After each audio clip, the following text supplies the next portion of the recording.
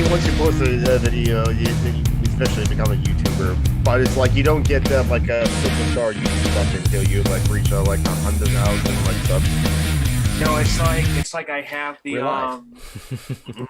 it's like I have two microphones, so that makes me now like a official. You got it backwards. YouTube. You should have two turntables and one microphone.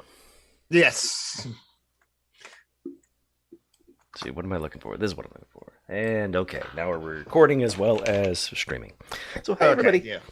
We Hello. may or may not be Hello. joined by a Tom, possibly I think a Joey. Joey, yeah, remember you have access to the link too, so you can easily join us on like all these like social justice alchemists if you feel up to it. And John B and Mitchell, the invitation is also open up to you two as well. So just say so in the chat, and I will forward the link to both of you as it is because. This is because it's just boring with just like me and like John Brockman. It's actually interesting. With I'm definitely boring. No two ways about it. But welcome on in, everyone. So far in the Alchemist, it's me, Summer the Geek, and John Brockman. And how's everyone doing so far? As I basically tweet out and like I shared the link around because I haven't done that. I'm just going to say I don't have anything clever to say. We are live.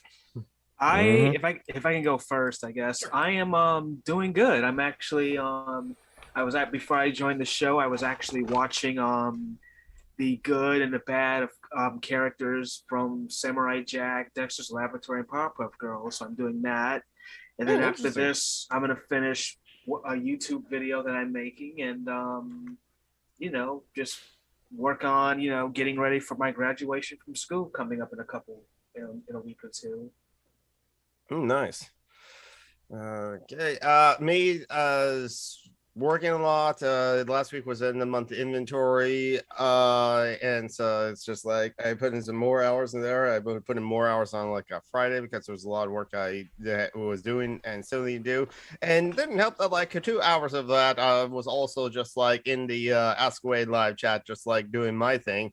As we're, and so it's like, yeah, I was on the clock for 2 hours working at my job while in the Ask Away live chat. Are you still at Boeing? No, I never worked for Boeing. I work for I work for GM. Finally, might as well name the company. It's GM nameplate, supplier for Boeing and supplier for space, and supplier for like lots of other things. Oh, I was like, man, I want your job so bad. Working around airplanes. That I barely do that. Well, I think it's like some of my jobs are for like the aircraft industry, the aerospace industry. But okay, I go to this shelf, grab 7 of these like metal plates, and then I send them off into like. He works in the warehouse, far away from all the airplanes. Stockroom with mini warehouse, but yeah, exactly. I was thinking like if I came to Seattle, it's like. Sweet, so we can be like buddies. We can go to Pike's Place Market, the Space Needle, see where all the grunge stuff happened. I'm familiar with some of the places where the grunge stuff like happens, and so I can like take it to those places. But it's just like, yeah, I've been to the Pike's Place Market. I haven't been to the Space Needle since I was in school. But like I work in Seattle, so I go past downtown as buses in places like that. Honestly, the regret I have is like I didn't went to the commune when it was around Chaz or Chop. I wish I like done that because like it's just a couple of buses towards like that sort of thing. I can visit the drunken peasants in Bellevue. Wait, they're in Bellevue? Yeah, I think they are. They're in Bellevue. Okay, that's interesting because I thought TJ. Well, yeah, that's right. TJ Kirk left the Drunken Peasants, and I never watched them as well. And the Bethlehem in Bellevue is Swellview. So that's one thing. So that's where all the rich people are. Well, even though the richest people are in Mercer Island, but like, yeah, it's just like, sure, it's fine. And right next to like, what is it, Redmond? That's where, but it's like, I don't know. It's just another city. Comet Tavern, put flowers on Mia Zapata where she left and things, So. Mm-hmm. Yeah. So anyway, I watched all of Rick and Morty. That was my. And how is it? I enjoyed it. I don't think it's as phenomenally great as people seem to want to claim, but it's good. Goes it has the nihilistic commentary. I mean, it's clever. It's got some intelligent things going on as well as some clever things. It's good. I never I really don't got see any into. reason to go insane and harass people at McDonald's about it, but Oh yeah, it's all about that Szechuan sauce. I never really got into cartoons these days. I mean, I think for me the like my life as a teenage robot that's just far into the 21st century. I go with cartoons. Maybe Foster's Home for Imaginary Friends. I don't know, but after that, after like okay, maybe like Teen Titans before Teen Titans Go, like I like Teen Titans Go actually. nah. Not my favorite. that noise was not a ringing endorsement. That's a lot of people have that bringing endorsement, but it was like more or less that like mm, but more or less it's just like to me Teen Titans Go that's like the Looney Tunes versions of the DC comic book universe that's what or Looney Tunes as like cartoons in DC comic book universe. And hey Tim, I talk teacher at George RP, I just send a link to you, and I'm going to send a link to like Metro right now. I'm sorry, I was actually also like having a conversation right there. I was also like busy tweeting it out. That's worth and go. Oh wait, no, I just like do that and then email, bam. I'll put in the subject line, join and link, and there we go. And I think I saw a message in the group chat on Facebook that like Tom is not doing well. So please send in regards to Tom, still the press. Hopefully we'll have a great show. And we like to thank the patrons who like did who for some reason You gave me no warning about that. Of course, I should have remembered, but I mean, it's like I was planning to like rift and like talk a bunch of times in order to like just like to stall for time to let you finally get the like patron list up so that we can take our patrons for. But I mean, it's in the. I'm ready now. You can stop talking. So first up, we have Marty. Thank you, Marty. And Mylan. You said it correctly this time, not just like marginal or so. Thank you, Mylan. And Ellie. Thank you, Ellie. And Yo. Thank you, Yo. And only the one fuck boy. Oh, thank you, me. No, Mehmet, you're not on the list. I don't know what happened.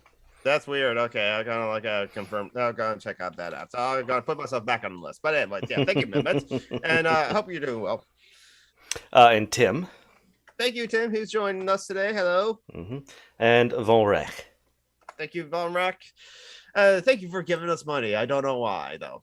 I do it because like just so. No, you don't. You're not on the list anymore. You don't give us money anymore. You don't get to make that claim. You're right. I not there. How dare I not be on the list? We don't know what happened, but apparently you don't love us anymore. It is. Something maybe it's actually something to do with my credit cards or something like that. I have to like check that because like unfortunately I've been like maxing out your credit cards and have like $40,000 in debt or something. I have $22,000 in debt. I've not maxed them out, but I've been close. I have no debt because I don't use credit cards. That's probably for the best, but it's just like I don't know. It's like I already. How can you participate in society without credit cards? Hey, Mithril. Hey, Mithril. Good evening. I'm forever getting told by the British media that cashless society is here, and I'm like, well, I'm fucked then, aren't I? I only deal in cash. Well, we had the cat. Well, from like David Graeber's talks on like debt to 4,000 years, we had virtual money before. It was just kind of like a debt, as it were, but it was just like between each other, as it were. It's just like, oh, hey, that's a great cow. No one traded 20 chickens for a cow. They were neighbors, so they knew each other, and so it would be like they just gave each other stuff. Yeah, because like if the person says, "Oh, that's a lovely cow you have," it's like, "Oh, that cow, oh, that's nothing." It's like a handmade. Here you go. You can have the cow if you want so much.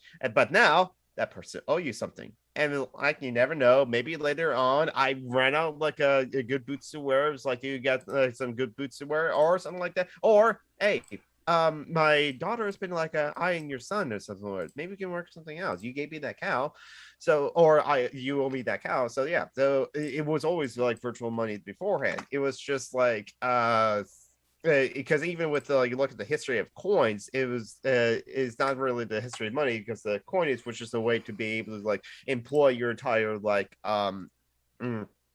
society and your entire like people, as it were, to be able to like feed the army. Because why else? Because why would like a king or even like a sovereign leader just be like, okay, here you go. Money is only necessary for a broad spectrum society rather than for neighbors. Yeah, exactly. Because yeah, if kings wanted like all the gold in like the kingdom, something like that, they just take all the gold mines, and there you go. They have all the gold. So why do they take the gold or the silver or any like what valuable metal, stamp their face on it, give it to people, and tell all those people, now you give all those things back to me at the end of the year.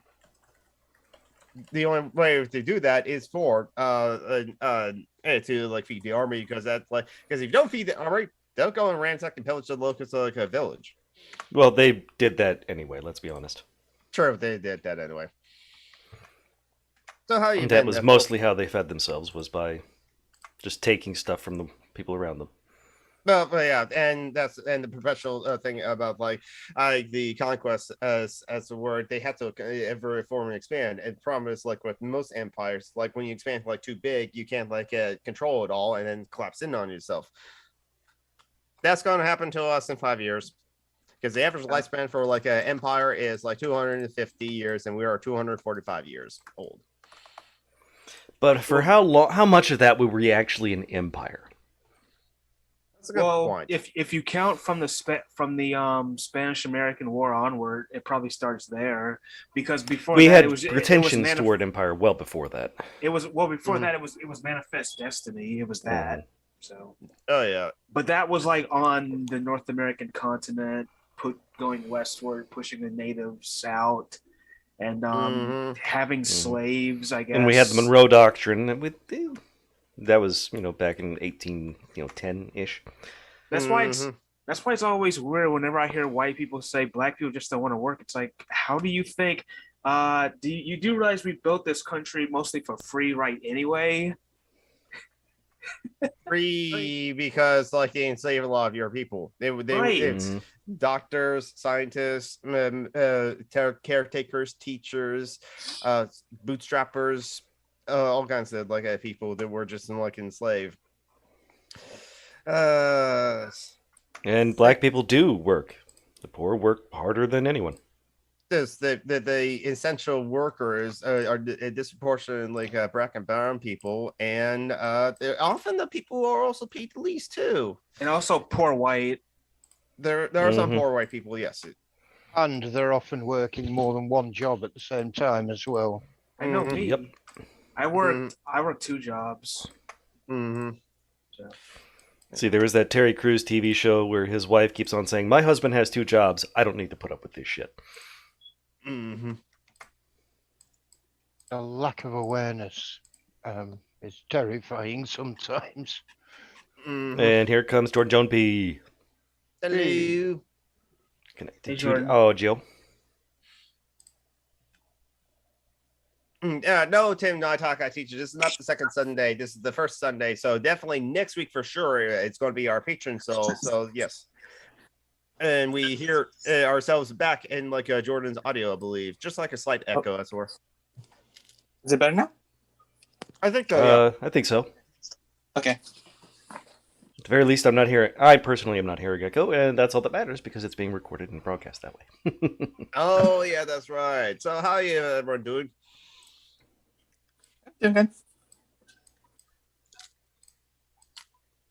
I wanted to use my new mic, but my computer wanted to download everything. I was like, no, I don't want that now. First time setup. Yeah. Here, have an update. I just want to like okay. Sometimes it's like if you're streaming, you have to like open up OBS. OBS has to update. Great. Okay, like go to like Twitch or to like going to like Steam. Steam has to update. Okay. Now we're like going to play Phasmophobia or something like that. And Phasmophobia has to update. It's just like, can I play now? As it were. Or as this actually happened to a streamer friend of mine, it's like if you're going to like switch games in between during the stream and stuff like that, if you can plan ahead, best to like actually install the game first. The second game you're going to play first before you do that on stream. Oh God. Thankfully, it was just a Fallout New Vegas, so it's like it's not a massive download of things, but you just have to like get through the first setups of like a 12-year-old game. Or it's like an 8-year-old game. I forgot how old it's a while back. I don't remember. That one I haven't like played. I haven't played like Fallout 3 because like I know those two are wildly different from the first two Fallout games, because the first two Fallout games are like isometric and like more after they're turn-based. More like the first two Baldur's Gates and like the Icewind Dale, that using that kind of like a RPG system that Interplay used a lot. No, it was no, because the Icewind Dale and stuff it has the turn-based mechanics, but not the explicitly turn-based interface that Fallout had. Fallout had its own gaming system. Okay, you're right, but like with side-by-side comparison, kind of looks similar to that, or feels to look similar to that in lots of ways. Not the same graphics limitations from the old days. Yeah, exactly. But then, like when Bethesda got the Fallout franchise, they just like, hey, let's like take this franchise and make it Skyrim, but post-apocalyptic. Mm-hmm. It would change the feel quite a bit. Yeah, and terrible shooting mechanics. It's like and glitchy as hell. Even though like in like yesterday my friend's stream of like Fallout New Vegas. Oh my god, it's like they're great block there. It's like that's the rest of the map. Go through it. Yes, that is the rest of the map, but it's just a great streak there. It's like, and like one of the convicts like skin is just like stretches all the way. Oh wow, dude, buddy, your skin is all over the place. You should get that look at.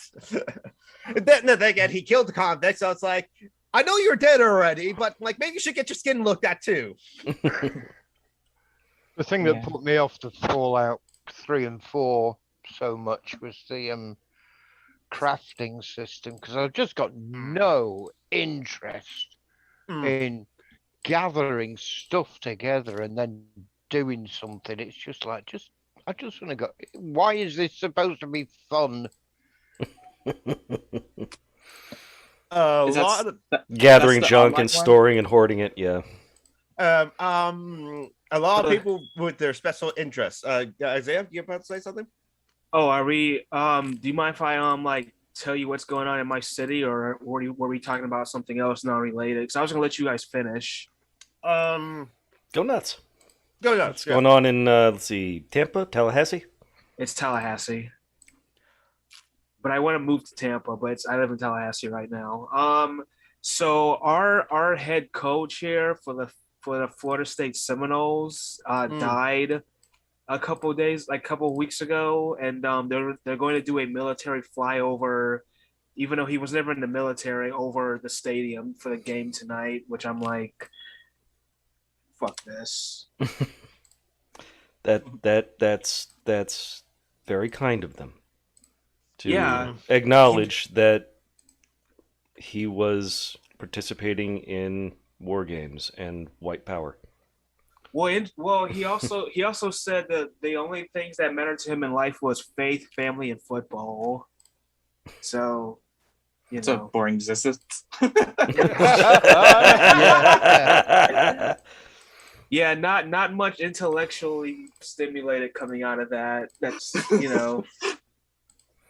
that's like a block endocrine system compared to my intellectual pursuit. So that's right. Wait a minute. I don't think we mentioned last week. Isaiah, did you graduate from film school? I will on the 26th. No, 24th. 24th of this month. Hey, congratulations, Isaiah. Well done. Oh, thank you. Because like now I'm like thinking, because I like to write a lot.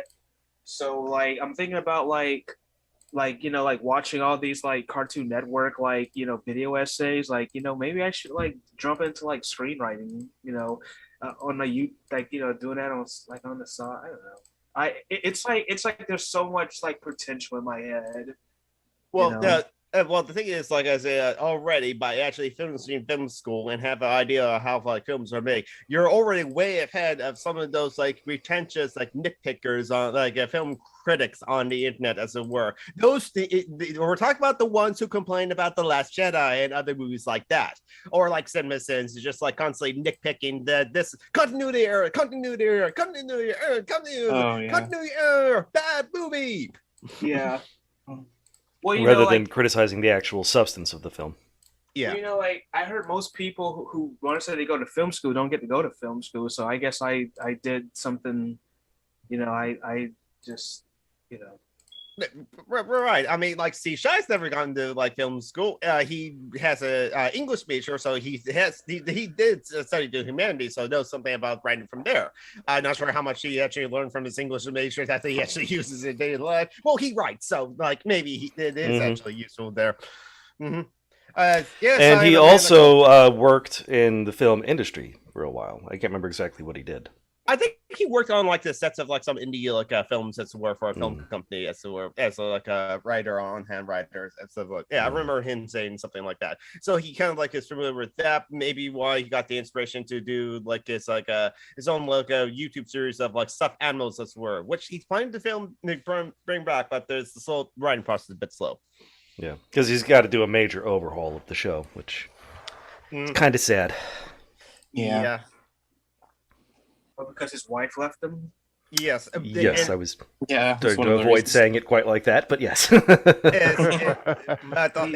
that's something that I can listen to Steve Shots for, because like he doesn't want to bring back any of those, partly because like those stuffed animals belong to his wife, as were like Toby Benson, Millicent, as like a couple. Hey Phoenix, how are you doing? A lot of those like hi Phoenix. Like those stuff. Sanders they belonged to his wife, but also his wife came up with those characters, so Steve Strive would not feel right to like, find another like stuffed dog that just like Toby Benson and have Toby Benson seen in the show. He wanted to like honor his wife's creation, a creative process in the creating those characters of Steve Sussy by just retiring those characters. There'll be a line dialogue of like they went off their own things. So fortunately, Jack McPherson would be very sad to not have his boyfriend like Toby Benson, but we still get Jack McPherson. I don't know. It's Bovine University has the best courses. I agree with Phoenix on that one, David Scott. Go vegan or forever live in the corner. Yeah, Tim, sorry, go on. No, I was saying living in Tallahassee when you have like, because like we have another school called University of Florida who have the Gators. It's It gets very crazy. It's like there's the I lived in Gainesville delivering pizza for a year. It's like it's so weird because sometimes people make fun of people who cosplay and shit, and I'm like, hey, look at the sports fans. Look at the cheeseheads in like the sports fans cosplay as the football team. Just sort of like how Christians cosplay as being good people. It's like football is America's autism. It is. As someone who's autistic, it's America's autism. I swear. No, Phoenix. Unfortunately, the cat Audie that like Steve Shies and his wife like shared. She's Audie, going with Ashley. Yeah. Audie went to that show. Right now, Steve Shies is catless. He'll be fine, I'm sure. But like, first of all, give Phoenix money. Give everyone money. In fact, you know what? Destroy money. Give everyone everything they need. Oh yes, definitely. Yes, communism. We're already at like we're already at virtual money anyway, so it's like do that, and let's not do the fucking Bitcoin thing. No, that takes a lot of energy and a lot of like resources. Yeah, it's such a stupid idea. Yeah, there's gonna be so many people who are gonna be against the idea of getting rid of money, even if there was like an automatic way of doing that. There's gonna be so many selfish shitheads who are gonna be like, we can't get rid of money. How am I? If I'm gonna, it's like like all the rappers and the celebrities are gonna be so pissed off when that happens. Mm-hmm. How am I going? I mean, the thing is, money is a really good way of coming up with this abstract notion of value and all that sort of stuff. How am I going to flaunt my Lamborghini if I ain't got no money? It's like, shut up. That'd be a good thing, because then you know who's the artists are and who's just the celebrities. Well, some of them do outright say it. Soldier Boy, that rapper that came up with like the song about the getting his swag on, he literally said, "So I'm in this for money." Mm-hmm. And a lot of people did. That was a big thing back in the 90s. Was fuck it, I'm in it for the cash. Just being straightforward and honest in that way. It kind of died down in the early 2000s, I think. It's very ironic how some black people talk about it's all about the money, yet it's like we came from basically having no money and working for free, but now it's all about being greedy, even though we were subjects of that greed at some point in our history. It's like so ironic. I think it's like the kind of like that thing of like, I got mine, fuck you. Right. Yeah. Well, Soldier Boy is in the middle of another games console scam. So at the moment, he's already tried one, but he's trying another one now. What was the first one? Was that the Ouija or the Ouija? Yeah, I can't remember what the fuck. No. This was a specific Soldier Boy console, which was a cheap Chinese rip-off, and only played a very limited number of games because the software was incompatible with with either PlayStation or Xbox. I can't remember which one it was. And he's now doing a Switch, a Soldier Boy version of the Switch, which is also, unsurprisingly, a cheap Chinese rip-off with crap software and all the rest of it. Didn't he make a phrase called Superman that hoe? Wasn't that like his? God, something like that, yeah. Yeah. I didn't say that. He said that. I'm just repeating what he said. No problem. Yeah. What I was going to say was to Tim was I don't know if he ever watches him, but there's a chap called Law Runner who is going through all the Star Trek episodes one by one. He does like 45-minute talk pieces about them. He's very good. Worth a listen. Yep, I found Lore Runner's YouTube channel, so I'll put it in the chat. He's pretty entertaining. Also does like a things on like a lore of like a World of Warcraft. Okay, that's kind of cool. So definitely, if you love the lore, then that's the thing for you. All right, because who cares about the lore of this world? Who cares about this thing? It's like I care about the stories, and it's just like, well, some people, they find the lore of like certain places very interesting, as it were. However, yes, Dark Souls managed to pull it off where they didn't really kind of tell a story. They had a narrative, but like, the lore of the world was in like the side items, as it were, in this ring or in that ring or in like this thing and Hovell's ring and stuff like that. But that doesn't mean you can get away with not writing a story or by doing that, unless you do that really, really well. Because they heard back, I'm listening back to like Jim Sterling, they were complaining about like, yeah, this game just has a story and I'm not invested in the world whatsoever. They try and do the Dark Souls things, but like failed essentially.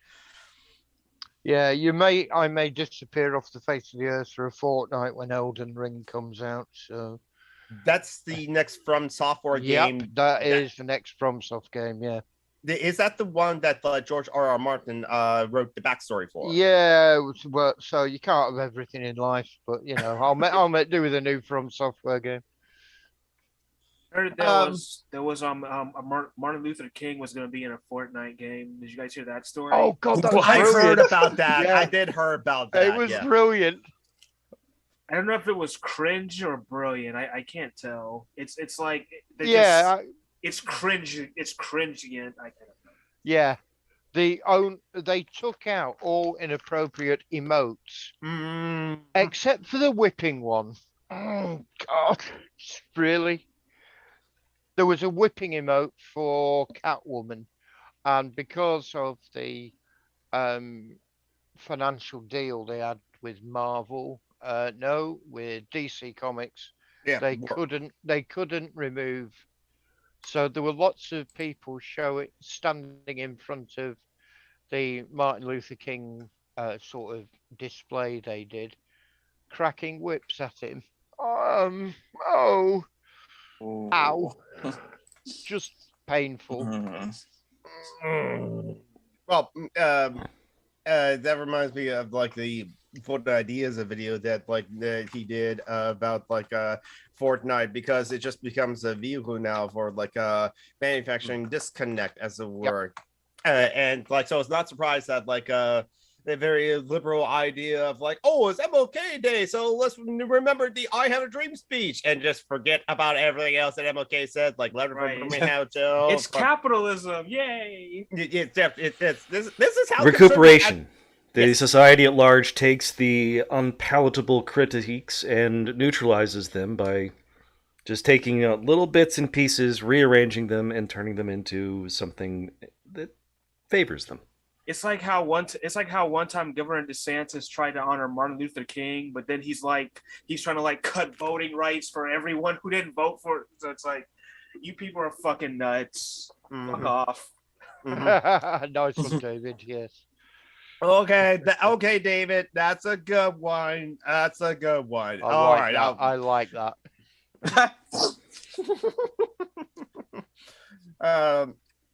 Well, Naomi Klein wrote about it in No Logo, didn't it? When she was talking about how advertising companies take the great protest songs and have them flogging their shitty product. Was it American Airlines pinched Revolution by the Beatles or something? And it was just like, really, you guys have got no fucking clue, have you? Just like when they play "Born in America" by Bruce Springsteen, and they think that's a patriotic song, and then it's like, not quite. Or "This Land Is Your Land." I mean, I was ignorant to the radical statements of it. It was written by a goddamn communist. No one told me about that. That's the thing. I had a friend of mine think you guys were a bad influence. When I told them that my only friends were atheists and communists and socialists, it was, they thought you can't tag me. They thought that was a bad influence because my friends have to be, I guess, Christians and just boring hicks. I don't know. Oh, I'm sorry, Isaiah. I didn't realize we were such a terrible influence on them. Well, if we're fighting for human rights and equality and economic stability, I guess that makes us bad people. Yeah. But then again, absolutely. Jesus at one time advocated the same. I don't know. Yeah, he did. Well, he advocated a lot of things. He also cursed the fig tree. He said whatever the author wanted him to say. Yeah, just a little puppet. Because then different authors were written in Christ for very different and things, because they wanted to they tried to each of them tried to radicalize in a way of different sections of the societies, where to try to the Gentiles, to try to get this group of people. So that's why the divine birth is only mentioned in two of the Gospels, as it were. For me, being autistic, you kind of have to, especially living in the South and as a Black man, I've come to lower my expectations of people's reactions to my beliefs, because this is the South. People are still stupid. Like I just told you, we're honoring a guy who was a football coach who basically said the only things that he cares about is faith, family, and football. It's like, how much of a fucking low bar do you have to be to think that's so fucking moronic? That's all you get off is a bunch of millionaire Black men hopping a ball down a fucking field? Is like really? That's and on top of that, you think God is up there he's watching the people play football and he's interceding in football games? What the hell? I can't. Remember, God is the sock puppet for every person. He always just is a reflection of their own beliefs and values, nothing more. It's how small of how insecure are you to think that? Very insecure. Okay, you're talking about Christian white men in America. Yes. They're the most insecure population that there is. Insecure and petty. Yes. Although there are a lot of insecure black people too, because Kanye West, for example, Kanye West says he's a Christian, but then like every time I think of the 10 Commandments and it says thou should not covet thy neighbor's ass, I think Kim Kardashian, Kanye. So if you get that connection I made there, Yep. We did. Okay. This the U.S. David. I don't know if you're trolling or not, so I'm just going to assume you're trolling, as it were. Do we have some fishy fashy for us today? We do. All right. Don't know if we want to dive right into that in like the first 5 minutes, but we can. 40 minutes. And the author of the Pledge of Allegiance was Francis Bellamy, an American Christian socialist minister. Oh, okay. He wrote the pledge in 1892. And the 5-year-old's been forced to recite it ever since. Mm-hmm. Or at least ever since at least 1956 or something like that. But the time period when they also added under God too. That's gonna conflict here in Florida because we have to have 2 minutes of silence every school at the start of every school day. I mean, Because they can't force the kids to pray yet. Well, I don't think they're gonna do it because I just think there's no way they're gonna enforce it. But our governor is a fucking fascist kind of. He's a Republican. Yeah. Yeah. He. And I'm about to probably make an Italian joke, but he's Benito Mussolini, but his name is Ron DeSantis. Mm. Okay, Oh, so speaking fishy of fashy this week. I went with different kind of theme. Quotes about communism. Okay. Oh, You had to figure out which one was not said by the person it's attributed to. oh God. Ooh. Oh no, it's gonna be hard. There is no difference between communism and socialism, except in the means of achieving the same ultimate end. Communism proposes to enslave men by force, socialism by vote. It is merely the difference between murder and suicide. Ayn Rand. I was going to say Nietzsche, but Ayn Rand is probably something that. I don't know that Nietzsche ever said anything about communism. Now, Nietzsche did influence a lot of the conservatives, though, even though he was. Yeah, he was taken up very strongly by the Nazis. Yep. Next up, we have. He does creep me out the way he looks sometimes. Nietzsche, Well, that was mainly due to his sister. Mhm. Because, Oh, yeah. She handed it he over. died. They edited stuff. Yeah. It's like I bet this guy's a raving racist. No, yeah, he is. Yeah. Mm. It's like- All right. Next up, we have. How do you tell a communist? Well, it's someone who reads Marx and Lenin. How do you tell an anti-communist? It's someone who understands Marx and Lenin. Ronald Reagan. And finally, atheism is the natural and inseparable part of communism. Margaret Thatcher. So which one of those was not said by the person who I said it was said by? Which is the misattributed quote? I'm gonna say the one about the one that Reagan said. Okay. Say that one. I don't think he said that one. Okay. So Isaiah thinks that Ronald Reagan did not say the thing about understanding stuff. So let's just go ahead and continue counterclockwise. Jordan, which one do you think is the fake? I'm gonna go with the Reagan one Okay. as well. Okay. And Mithrael. I was going to go with the Reagan one because it sounded too bloody clever for him to say.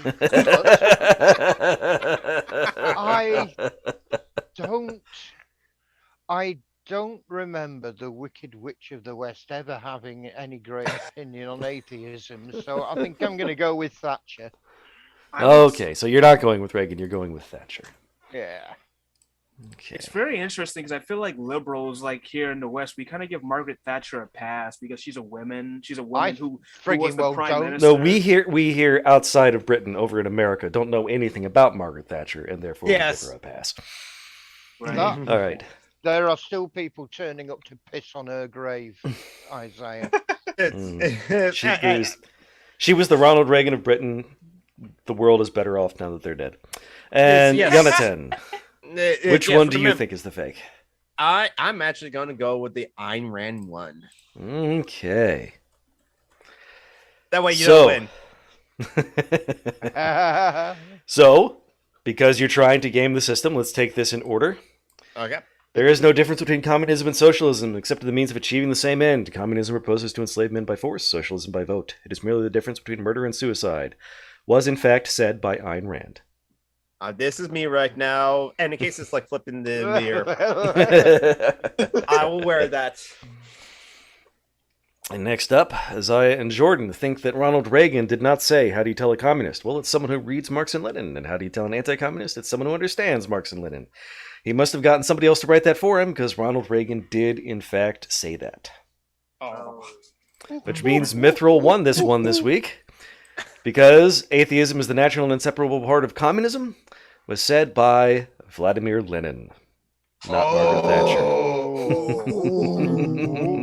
Snap. That really ranked. We really got raked over the coals on this one. In your butts, in your butts, in your butts, in your butts. So is Mithra from the UK? Are you from the UK, Mithra? Yeah. So what are you gonna do when the Queen dies? I know everyone's like, what's gonna happen when that happens? I'm going to carry on exactly as before. Oh dear, an elderly person died. I'm slightly sad about it. Carry on. Is she even capable of dying?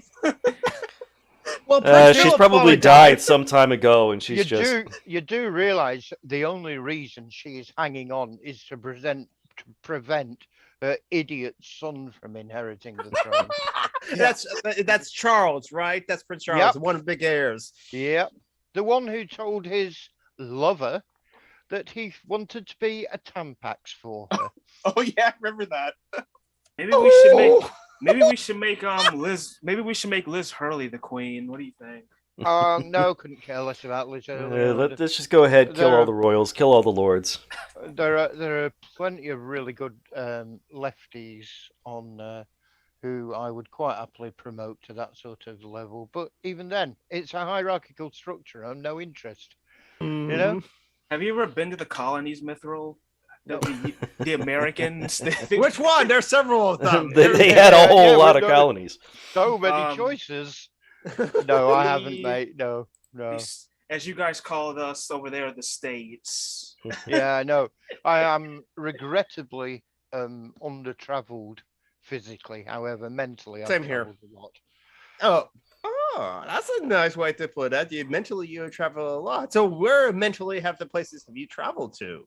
All over Australia, America. I've been to the jungles in Madagascar. I've been to the highest hills on the Kamchatka Peninsula in Russia, and then hid from the terrifying volcanoes and I've been all over the place mentally because everywhere's interesting. Yeah, Middle Earth. Right. Oh, I lived in the disc world for a very long time. You know, in America, I don't think anyone even knows where those places even exist. That's kind of like funny when Trump's wife, because she's Slovenian, was like here. It's like I don't think most people even know where Slovenia. Slovenia even Does exists. Slovenia even still exist? Yep. Yes. People get Slovenia and Czechoslovakia. No, Slovakia. They get those two mixed up. It used to be Czechoslovakia, but it's Czech Republic. It's not the Czech Republic, right? Czech Republic and the Slovak. Yeah, Czech Republic, the Slovakia, the Slovenia, there's the Republic of Macedonia, which used to be Yugoslavia. Yeah. Tito was basically the glue that kept Yugoslavia together. Once Tito died, it kind of disintegrated. Fell apart into one of the places being Slovenia. Yeah. I mean, I know that like the Tito you're referring to is not one of the Jackson 5, but that's where immediately where my mind went to Tito Jackson. Nice one, David, as well. Nice fun. And I traveled immense all. Slovenia was the first to leave. They were the first to go. Relatively peacefully.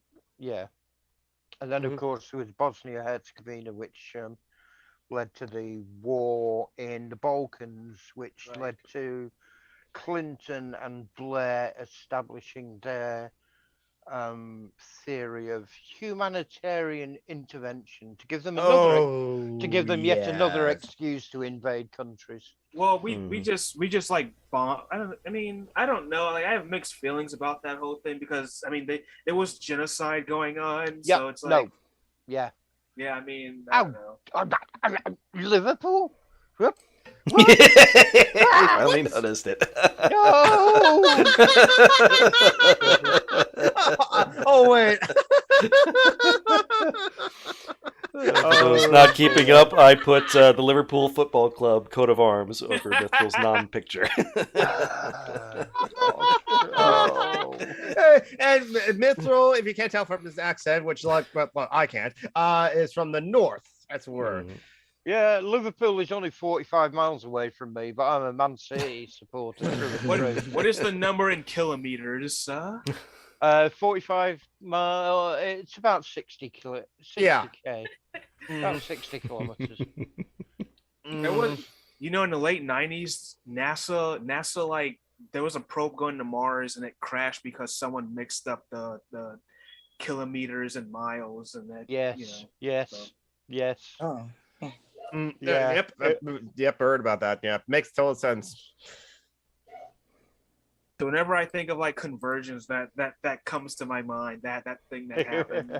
It's very important though. This is why like science does have to be precise. This is where now like outside of like making airplanes and like doing like various safety things like making vaccines and something like that. Science you just accept that like which actually most of them do is like, hey, we don't know like the full things. This is why things are speculating, which is why maybe Science knows it doesn't know everything, otherwise it would stop. Yes. This is why I was so surprised to find out that Albert Einstein is a real person. I thought he was a theoretical physicist. And you're muted. I did the symbols with my mouth there. Wop wop wop wop. Sad trombone. Or I could do the Pac-Man one. Oh God. Mm-hmm. Dun, dun, dun, dun, there was, I think that's Price is Right. I think. Yes, that's Price is Right. Yeah, I don't know. I don't watch like quiz shows anymore. Sad that like Ultra Beck did die. He was actually a staple, but he was also 80. I used to watch Family Feud, but it got too silly and stupid. I just stopped watching that shit. There are some great moments of like Family Feud, like when Steve Harvey was hosting, he said, "Name something that like a burglar does not want to see." Hey, naked grandma. Like what? And Harvey slammed the card on his, and the other contestant is like, "I don't want to see that either." And then Harvey goes, "Listen, I know you're right. What are supposed the chances of a burglar coming in and seeing your grandma open up there naked?" Steve Harvey's Time out, David. Okay, David, you're gonna get. No, I can't time out. He's a mod. So John, you have to like time out David. Steve Harvey's an asshole. Steve Harvey's a total asshole. Yeah, he said atheists make bad dating partners. Yeah, exactly. Because like Steve Harvey, this was like presented in like in your studios like a cut video as it were. Because like Steve Harvey believes that like if a man becomes friends with a woman, that they will give up their man card. And all of us like. Yeah, all of us in America, all of us in like the Western selfish world knows of like what the whole thing of the man card is. And it's just like, why is it so great to be a man? Asked by this non-binary person. I don't get that either. It's like I remember going to church one time and someone telling me a man should be in control of a woman. It's like I don't like what the fuck. Patriarchy. Hey, patriarchy. Women, go get me a pack of crayons. It's like okay. He also said rich people don't wake up in the morning. If only. He's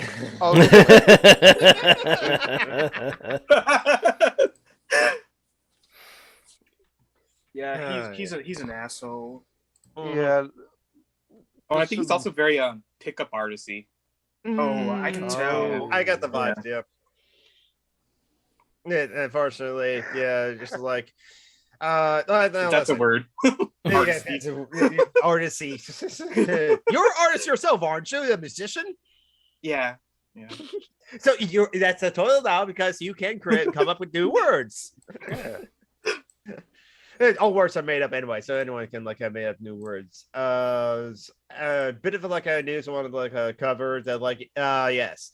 So Texas being Texas, they got ahead of like a Mississippi with like Mississippi's 15-week abortion ban or ban on abortions after like 15 weeks by having like their own ban on abortion that got past the Supreme Court as a word. It was challenged, but went up to the Supreme Court, but the Supreme Court got like a 5-4 decision along party lines. John Roberts was the only one to side with the liberals in the court to not reject the Texas law, which bans abortions after 6 weeks, where most people don't know that they're pregnant after 6 weeks, and all based on like the heartbeat. If a fetal thing, the fetus has a heartbeat. Not even a heartbeat, just a small twitch of what will eventually be a heart. Yes, I've submitted at least 30 reports of people having abortions on the website already. I'm trying to help block it up a bit. Right, because that's another part. The terrible. That's which is one of the worst parts of with this Texas abortion bill as well, is that it gives people power to the people, not to the law. So the courts have like power to the people to be able to sue people trying to get an abortion after. Yeah, 6 even weeks. even and Uber you can report it on a drivers. website or over a tip line, and so people have been flooding the website and tip line with fake reports and spamming it with porn. I can pretty much tell you that Handmaid's Tale cosplays are just going to be like off the charts. Well, and one of the worst things about this is that the Supreme Court did it with the shadow docket. Yeah.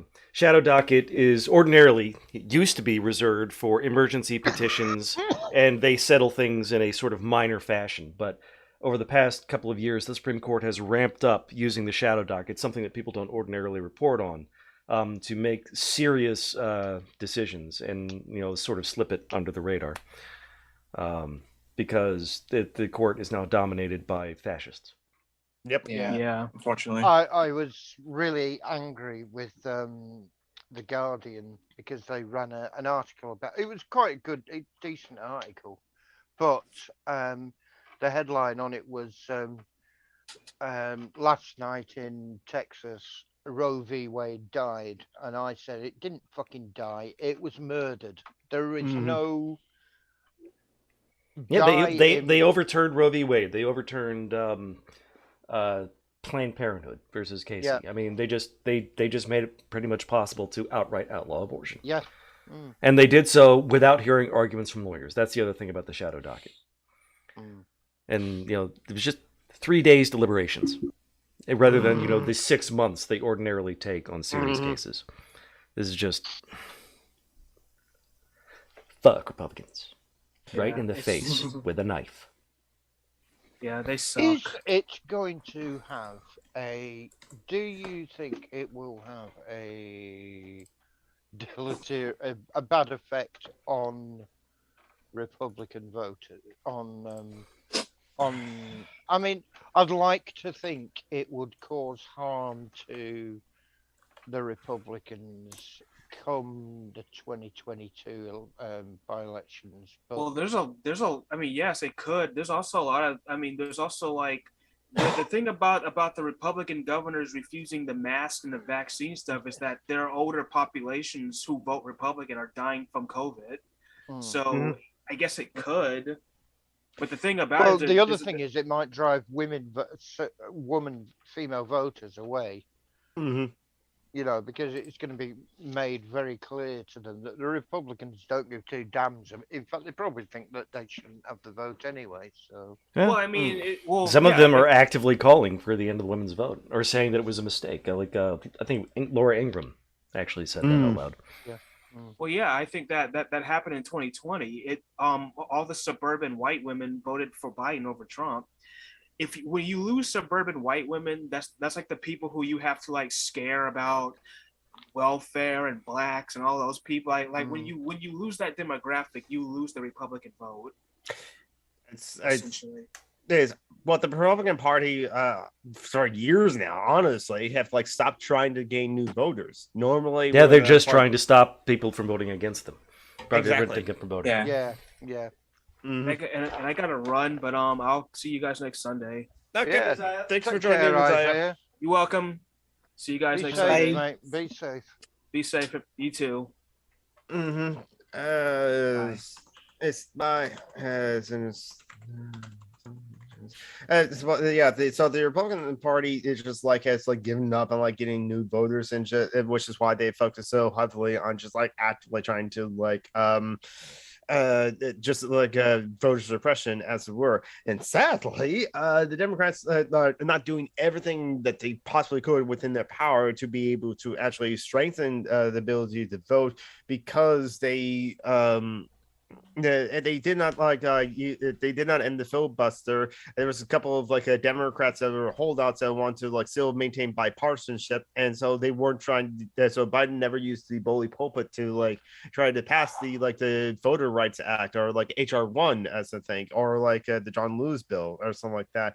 And in fact, from what I remember hearing from like a closed door meeting in the Oval Office, according to an anonymous source, that Biden said it's like, yeah, we're going to give up on that 5. We're just going to have like grassroots organizing into like overpowered like the voter suppression. And it's just like, you know, those grassroots donors are fucking tired to have to like do this every single like a major election just so that like in like edge a win for the Democrats as were. Yes, like Stacey Abrams did amazing like grassroots organizing in Georgia to flip Georgia blue and to like get like those 2 Democratic senators elected in Georgia.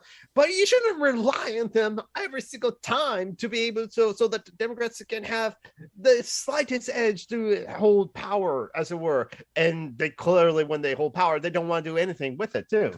So why are the we don't want to have to go balls to the wall to eke out a win for pathetic assholes.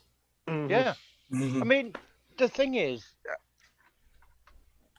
they claim, they say all this stuff about getting the grassroots out, but look at how they treated Nina, what the heck she called? Alexandria Ocasio-Cortez. No, damn it, the one who lost to Chantel Brown. Oh, Nina Turner. Nina Turner. Thank you. You know, they're the people they need to be getting out there to fight, and they're the ones who are willing to get out there and fight like hell. Mm-hmm. And yet they can sit there going, "Oh, we need to get out on the street and get." But the people who are willing to do that are getting shot down in flames just to appease some fucking corporation. Well, Nina Turner was too far like left for the Democratic leadership. And outspoken in opposition against like many of them as well. Because like she was one of the biggest Bernie advocate and like was on the Bernie side campaign for both 2016 and 2020. And so yeah, it's like having Nina Turner be congresswoman in and during that special election in Ohio, which like special election, so it makes it hard to like get people out to vote when it's a special election. It's like, oh wait, we're having an election. People can easily forget. It's like, oh wait, we're having an election. There was actually local preliminary elections in like August that we just had.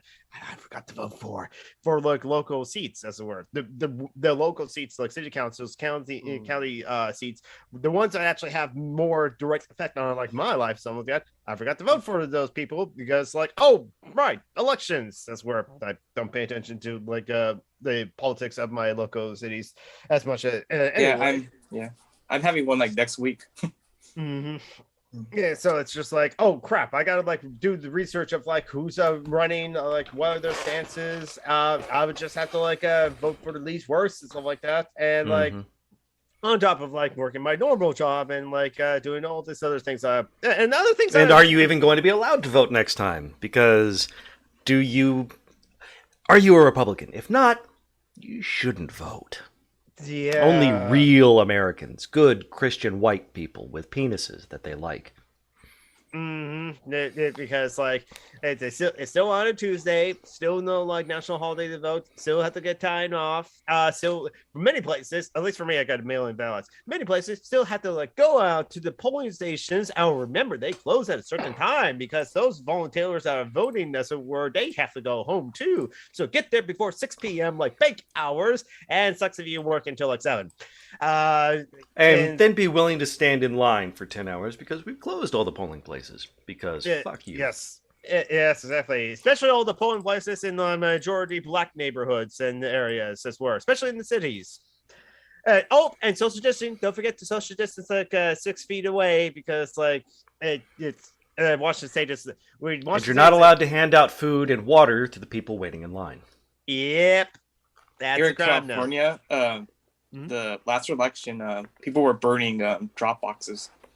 Yeah, that's right. Oh, it's like that's right. Do you is this a upcoming election you're talking about? The recall election for the governor? Yeah. It's pretty scary. It is so easy to recall the governor there in California. In there. The last recall of like California governor that I'm aware of, like I forgot like Gary Nunes, or I forgot the name of the David Gray. governor. No, maybe, but like that's how we got like the governor Arnold Schwarzenegger. Is there a review of all it takes is like 5,000 Republicans to be willing to say yes, I hate a Democrat, let's recall him, and suddenly you have a recall. I'm overstating it slightly, but that's almost what it is. It's fucking absurd. And yet I do like to have like a direct democracy to be able to like recall someone when they've done something like terrible. Imagine if like Canadians get to recall Justin Trudeau after he break all of his campaign promises, except for like legalizing weed, which is the only campaign promise he actually did.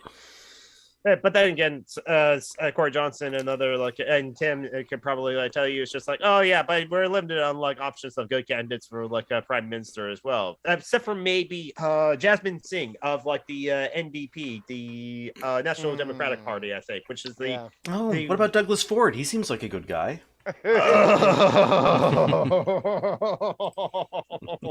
Well, part of me would not want to live under Rob Ford as like a prime minister or a kind of leadership, something like that. I will say it would be interesting to have Rob Ford as like a leader again, because knowing what he did as like mayor of like Toronto, my God, he's the premier of Ontario. Yeah, Doug Ford, which is the brother of Rob Ford, is the premier of Ontario. Yeah.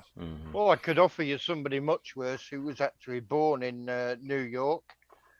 Alexander Boris de Pfeffel Johnson was born in New York and only gave up his American citizenship because of tax.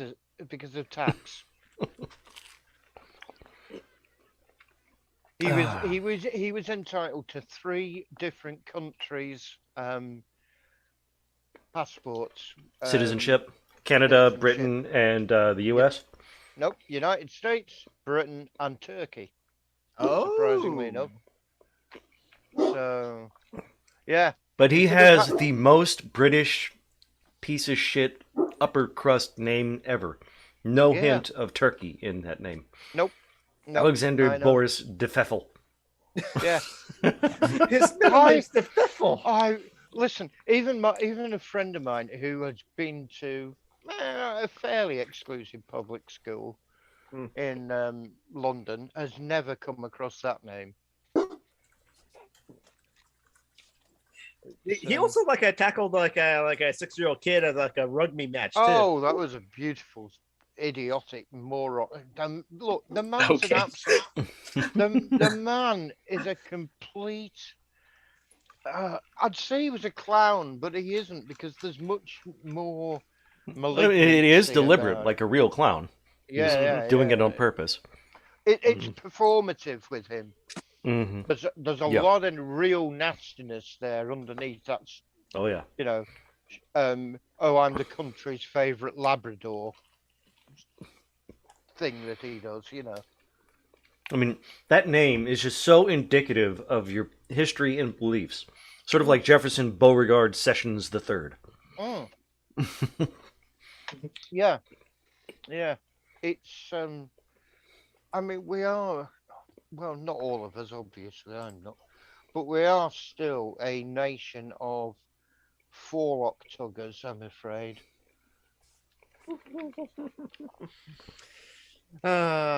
So do you miss the EU already? Oh, yes, I missed the EU the day we left. I want us, it's the greatest mistake any country could have possibly made. And, Brexit. Nigel, You punched yourselves in the dick. yeah, but after shooting ourselves in the foot first. Mm-hmm. And You did it cutting without our a nose- deal. You did it the stupidest, worst possible way. Yeah, I'm speechless with just how idiotic and how stupid and how self-harming it is. This is. Well, I mean, it's going to be great for the richest among you, probably. Oh yeah. Well, I mean, Jacob Rees-Mogg, who is the MP for the 18th century, promptly moved his financial management service company into Dublin, which is still in the European Union, of course. So he'd made all this fuss and performance about. There is Marty. Hey, Marty. Really? There's this upside to Brexit. Okay, you have our attention. Please enlighten us. Because I can't afford it. Ah. Exit. Yeah, that's pretty good. Like David. And yeah, we've also got Lionel Shriver, who she was born in America. She's lived here for a long time. She wrote We Need to Talk About Kevin, which is a very good novel. But recently she said that the majority of the population need to be white, otherwise it's not England. Then why the hell did they colonize all those other places? Jamaica, India, parts of Africa. I can't remember which particular moron it was also claimed that England is an island, which it clearly isn't.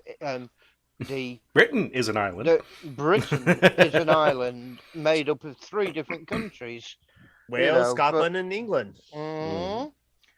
So yeah, that was some particular piece of Brexit stupidity as well.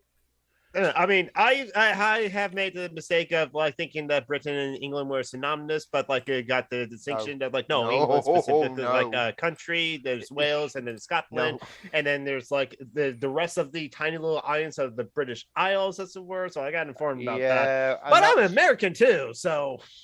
And that's also odd. The island. New York is an island. Yeah, and the Isle of Man, which is oh god, it's not even a crown territory. It's something weird, and it's all tied into feudalism anyway. I know it's all rather peculiar and stupid. All right, Marty, you got our attention. So I just sent you the join link on like Twitter. Now you can enlighten us, and you can join us too, because we're like, well, yeah, we like having fun here as well. And now you can use the Liverpool Football Club logo because Marty lives in Liverpool, I believe. No, she's in the southwest. Oh, right. I thought she was in Liverpool. Yes, she's in the areas where there's actual Taco Bells in the UK. There's Taco Bell in the UK? 4 of them. There's 4 of them. Oh, just 4? Yeah, just 4. And the last I knew, there was just like 4 places. Now, let's talk about food. That is up to debate. For sure, you can get vegan Taco Bell, and that's good comfort food for like Phoenix there. So that which is why I give Phoenix money for like when she needs it. Which often needs it, so that like she can have her comfort Taco Bell food. Yeah, but yeah, it's like unfortunately, yeah. The southwest of the UK has like 4 Taco Bells. Oh, it's southeast. Oh, you're in Kent. Okay. Yeah, I mean, yeah, that's gross. Like, Tim, I'll still eat Taco Bell though. She's just like, I can vegan talk about sometimes too, as well. Because like the cheese and the sour cream, I never liked sour cream anyways, but like the cheese, just like fatty, even though I love cheese. Is let's see. Less than 4 miles from me is a cheese factory, which produces very small, which is a very small place supplier. It's not for big commercial stuff. It's you would be in your element there, Jonathan. Well, we're waiting for like Marty to join us.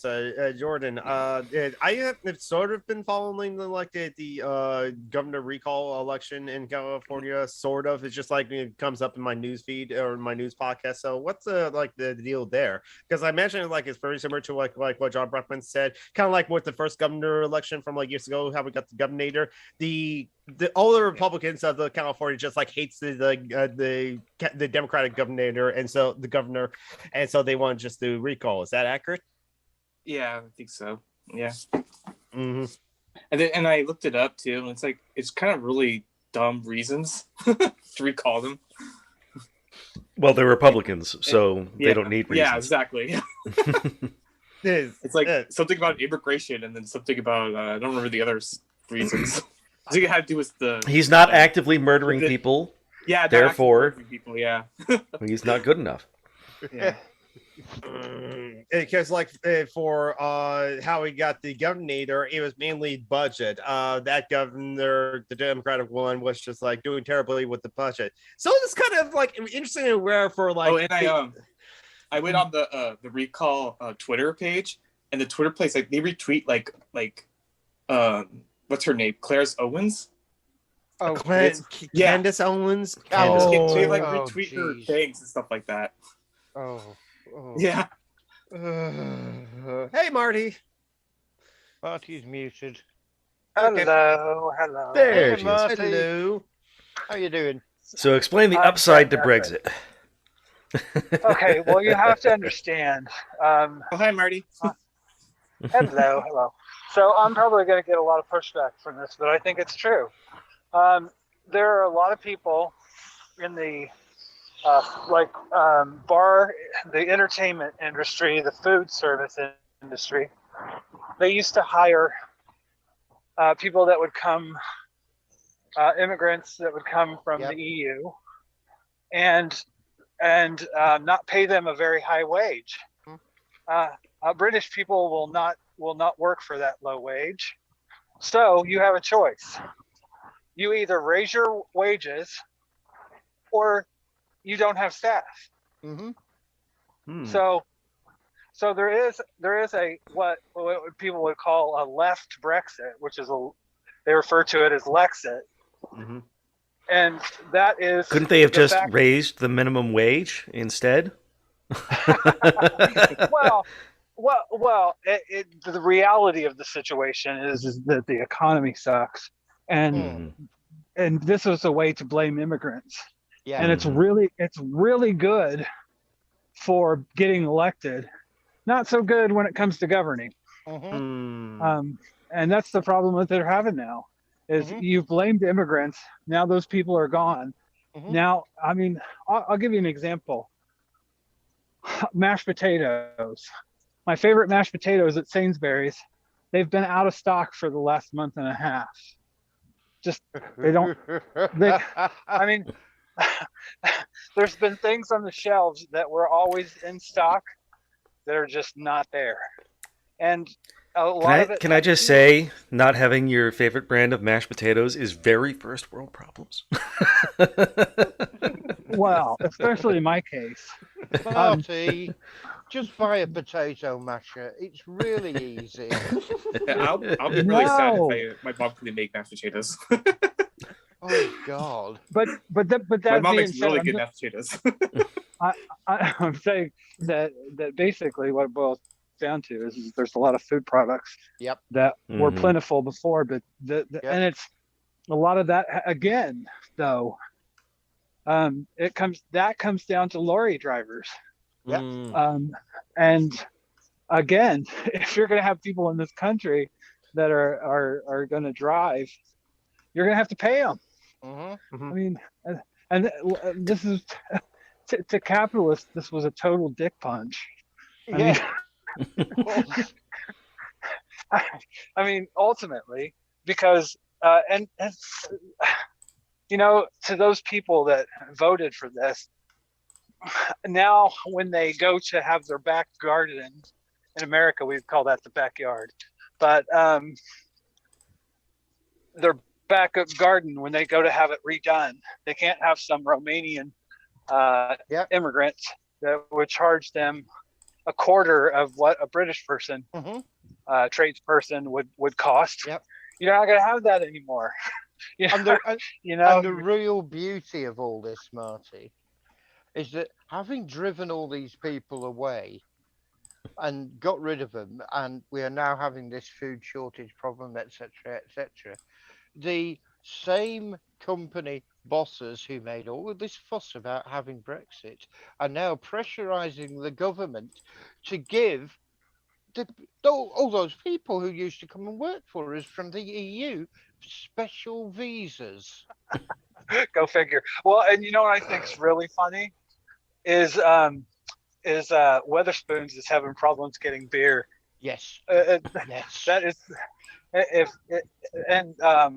I'm trying to think of what the equivalent of Weatherspoons would be in the States, but basically it's a kind of pub. Think of a really bad. Think of if Walmart Copper merged Monkey with Apple. If Walmart merged with Applebee's. Okay. So Costco. They're pubs, but they're really low kind of. Like a Denny's bar. Yes. The Denny's of pubs.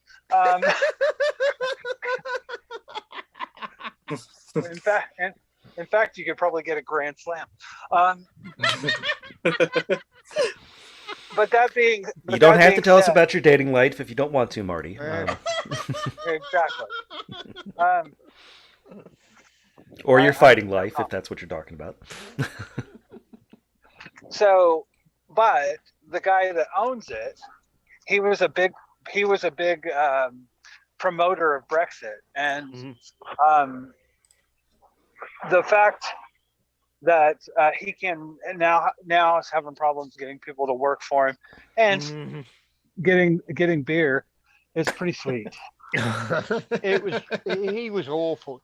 He had beer mats with Brexit messages on them in Weatherspoons. He had a newsletter that was completely anti-EU scattered around his god-awful pubs, probably on the grounds that if you stood on that, you were less likely to have sticky feet than on his fucking carpets. But yeah, they are really, really kind of tacky, nasty pubs. I mean, is it? Well, at that point, isn't that what you call a dive bar then? No, except it's a chain. An American thing. Oh, yeah, that's right. That's a good point. It's a chain thing. Dive bars are actually just like it's the Waffle House sounds like of pubs, rather than Denny's.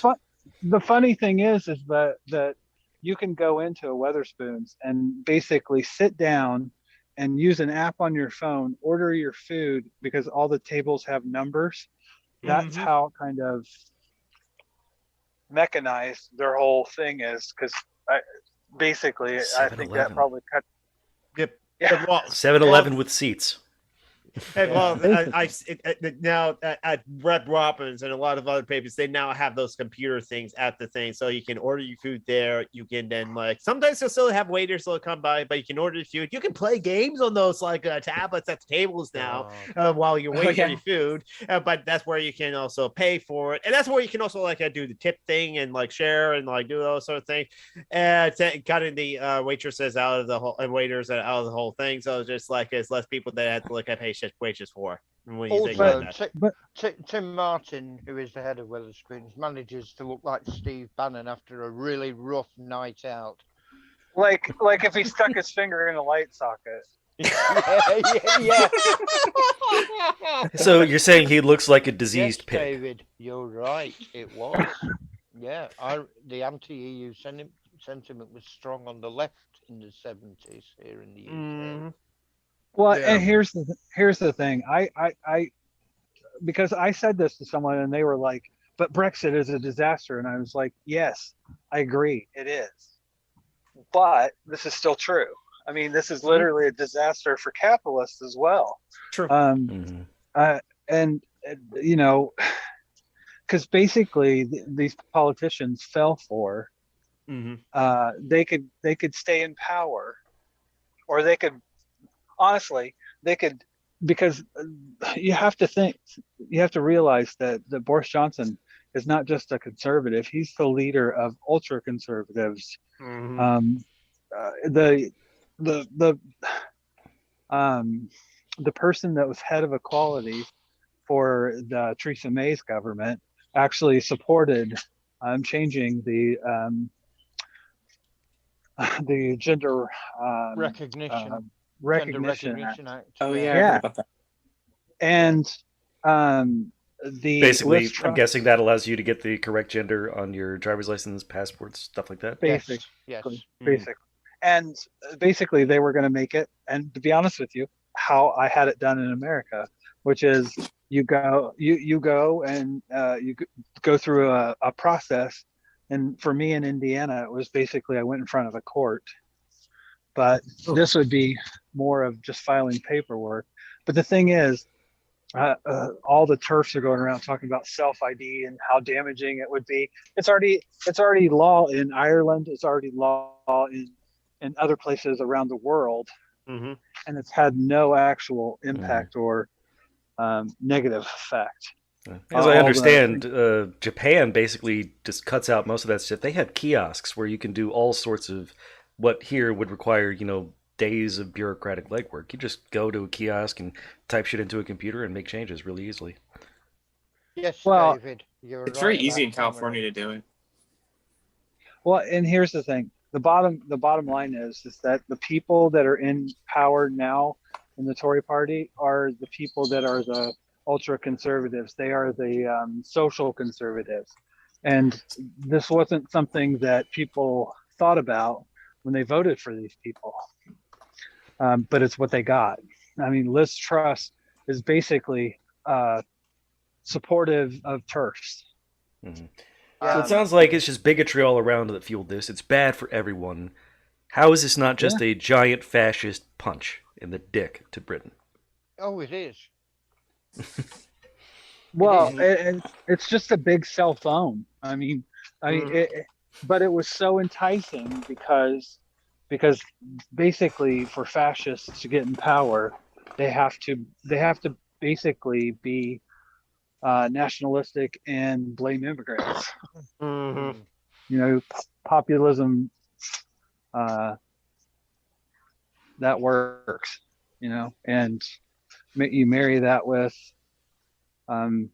hating on immigrants, blaming immigrants, when all the problems that we're having right now, y'all know what it is. It's capitalism. Yeah, but it is.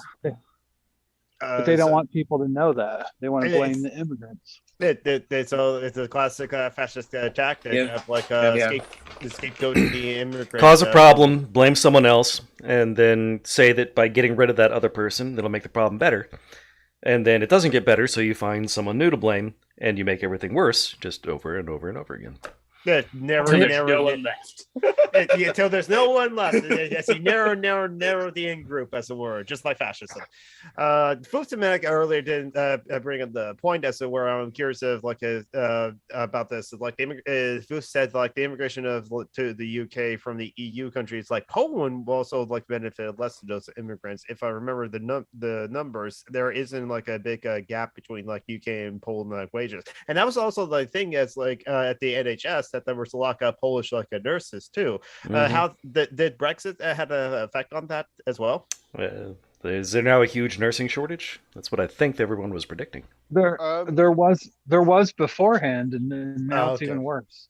Oh, okay, yeah. Well, also this government changed the rules that student nurses had to apply for student loans, whereas it used to be that they were effectively given a bursary because the long-term view was they are going to benefit society. You Explain. mean something like a scholarship? Yeah. I was going to Okay, say they were just given a stipend, and there was Yes. Okay, that makes sense. It was considered an investment in the future of Yes. British healthcare. In the future of British health, whereas now they are treated exactly the same as the moron doing business studies. Well, and here's the thing. So I'm a radiographer. Mhm. So as somebody that is band 5, which is coming out of school as a radiographer, you get paid 21. No, I believe it's 21,000 pounds or 24,000 pounds. That's so it's to go to school, it's 9,000 pounds a year. So you're talking about this is going to cost you 27,000 pounds so you can make 21,000 pounds a year. Who's going to do that? And that's why I did the conversion. So, like, if you're paid 24,000 pounds a year, that's equivalent to like $33,000 US dollars. That's about what I make actually a year. Yeah. So let's say you're paying 27,000 so that you can have about $1 in disposable income that you can then use to pay off the 27,000. Yeah. Well, and there's no, that's all right. There's certain things like people that are in like radiation therapy. They're radiographers, but they deal with cancer patients and giving them radiation treatments. And it's gotten so bad that literally they don't think that they're going to have enough staff to staff around the country. Basically, there's not enough people going into that specific field. That basically there's not going to be enough employees to actually keep services going. So, I mean, and that's just a small microcosm of. I mean, there's other. Why would socialism do this to a country? That's just. Well, it's that old Chomsky saying that how you privatize things is you make the public thing so bad that people want to get rid of it, and then you privatize it. You break it so that you break it so that you can turn sell it it over yep. the capital. Yeah. Mm-hmm. And that's exactly what's happening. Like literally, I've been having problems with my lap band. I had lap band surgery in 2012, and I went into the hospital, and I came out, and they gave me a gastrology appointment. Mind you, I'm vomiting in my sleep. They gave me a great gastrology appointment for January of 2024. I mean, 2021 or 22, next year, basically. Next year, yeah. And there are people, and so I either have to wait 7 months. This was back in April. I either have to wait 7 months or go private. Over the last 11 years, since the Tories came in 2010, there has been I can't remember the exact number, but I think it's around about a 30% reduction in real money available for the National Health Service. Well, and they'll talk about it. The Tories, they do this trick. Well, they'll talk about the amount of money in the budget. But if you look at it as a percentage of GDP, they get less money. Yeah. And they're underfunded. Yeah.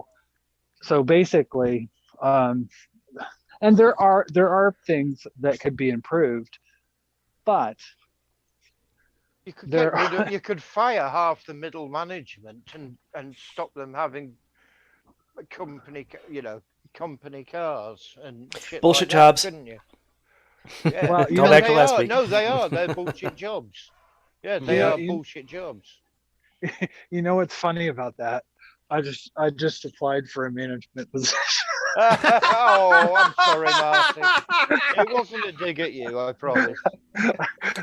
I'm tempted. No, this is more. I'm really tempted to mute you, kick you off. You're probably going to be part of the like a professional managerial class. Well, and but that's something that I feel like specific to where I am. I feel like I can do a lot of good. But that being said, yeah, that it's again, it's one of those things that I don't think ultimately, because if you took every immigrant, and I am an immigrant to this country that works in NHS, and you pull them out of the hospital, you wouldn't have a functioning NHS. Yep. Yep. I mean, I don't know what it's like down in Kent, but places, Lancaster, not too bad because there's not a very large immigrant population, but not very far south of me in places like Preston, Blackburn, Darwin, Colton, around there.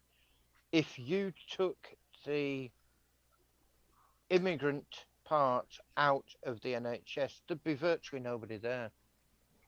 Yeah, well, I've worked on shifts where we usually have 5 or 6 radiographers. Yeah. And there have been days where there wasn't one English person working. Yeah. You know, it's crazy. And I mean, there's a lot of Filipinos work in the NHS in northern Lancashire as well, but because they're not in the EU, but they still get the same garbage from awful, horrible people, well, you know what's there's a I forget exactly what the guy's name is. It's like Akila or Akila. He's a black guy he's a rapper, but he also does a lot of social justice stuff. And Akela. Yes. He's brilliant. He's brilliant. I love him. Yeah, and he was born, I believe, in Jamaica. Yeah. Or somewhere in the Caribbean is actually a Commonwealth country. Mm-hmm. So but he immigrated. So he has a British accent. But he immigrated when he was a kid. I think he was like 7 or 8. And he talks about like how Polish immigrants are given preferential treatment over people that are actually Commonwealth citizens because they're black. Yep. Well, you've only got to look at Windrush for that. At what happened to in the Windrush scandal. And tell the American audience what Windrush is. Right. It's called the Windrush generation. They were first generation of largely Caribbean people, blacks, who came over in the mid-50s to settle. They were invited here. No, they invaded. It was a racist invasion trying to destroy the good English people, the white English people. Same thing. Good. They were invited here and to help with the job shortage of jobs because there were a lot of young men. After World War II. Yeah, because a lot of young men had died, and they were treated god awfully when they first arrived. That's where the bed and breakfast places with no Irish, no dogs, no blacks sign thing comes from. But in the early 2000s, mid 2000s, after the Conservatives got into power, so it was 2010, they created what they called a hostile environment for coloured people. Let's be honest, it was mainly coloured people, and they shipped these people back to Jamaica or wherever it was in the Caribbean, wherever they'd particularly come from, despite the fact that they had filled it, done all the paperwork. They were British citizens. They'd come over here, and to the point where Theresa May, who lots of people go, oh well, she's not as bad as she was better than Johnson. She sent vans around London with signs on the sides, basically telling black people to go home where they came from. She was a wonderful person. But there were a lot of people sent back to places that they hadn't seen since they were 4 years old or 5 years old, just because of the color of their skin. And it was completely illegal, but they carried on doing it anyway, and they're still doing it now. Pretty Vacant is doing it now. What I find ironic in that is they had a report that came out saying that the British, the UK as a whole wasn't systemically racist. Yeah, that was an outright lie, wasn't it? I mean, that had been put through the washing machine so many times, there was no left of it. Well, that was it was like putting toilet paper in the washing machine. Yeah. Yeah. It's not going to work the way you expect it to work. No. Yeah, and yet, the pompous twats on the right in this country will still claim that we're not racists. We are as a nation, England particular. Scotland and Wales have their own set of other problems, but England particularly has a real problem with race. I mean, it's not as bad as the American, I don't think, but we've still got a problem. That's not a high bar there, though. It's not. Yeah. Canada can say the same thing. Oh yeah, we have a racist problem. But no, not as bad as America. It's like that's not a high. That's America. We inherited your racism and your liberal democracy, and we made it better. Yeah. Oh yeah. Do not misunderstand me. I'm not saying that's a good thing. Yeah, I'm really not. But our racism and our corruption is maybe more centuries old. Yeah, and maybe more subtle. I think. Yes, it's less in your face, than but it is definitely there. That you've only got to look at figures for the number of people who occupy high positions in business, high positions in politics, high positions in the judiciary, to realise that Black, Asian people are woefully underrepresented. And the only explanation is racism. Yep. That's the only explanation.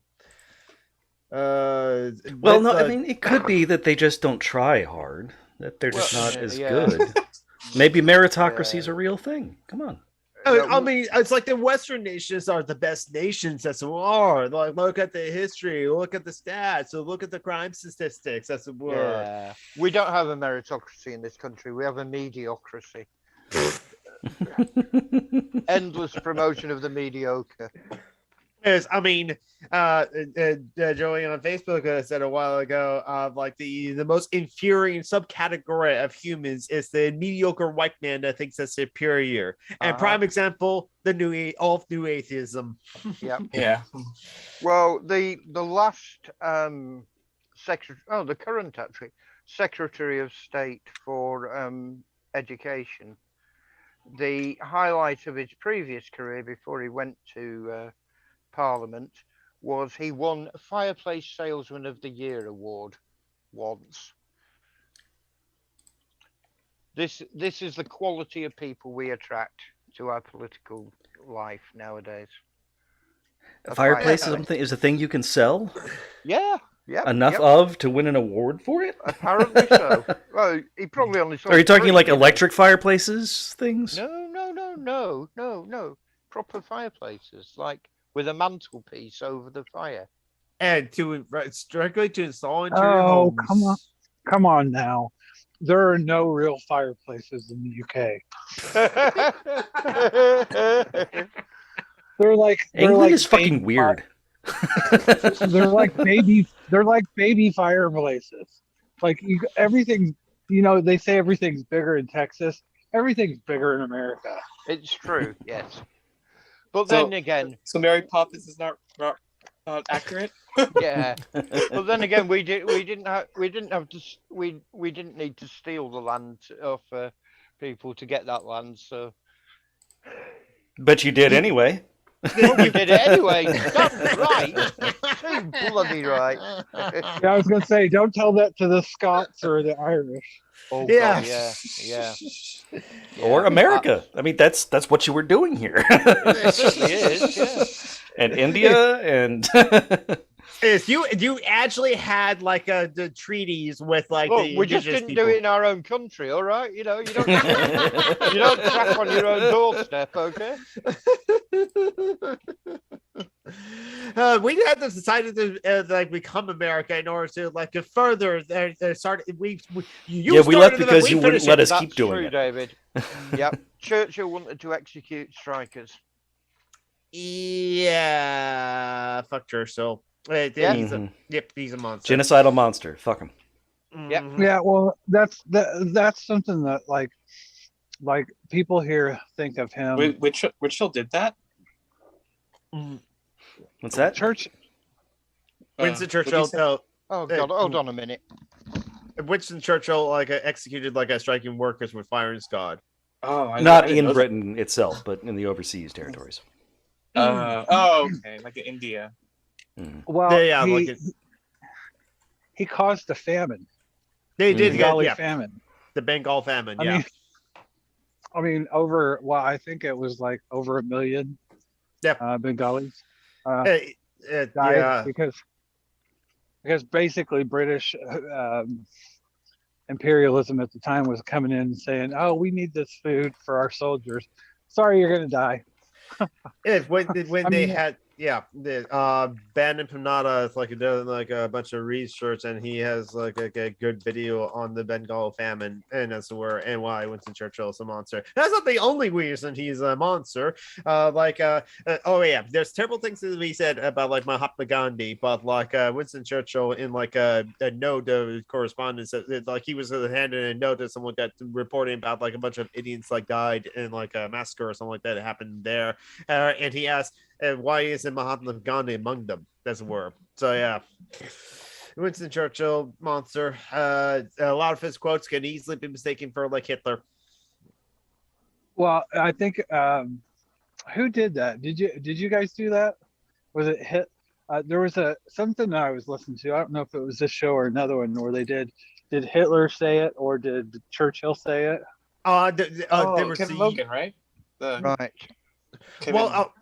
I think Kevin Logan might have like done that before, but like I know that like the YouTuber Dumpster Flower and his like part 4 of like the dark side of liberalism.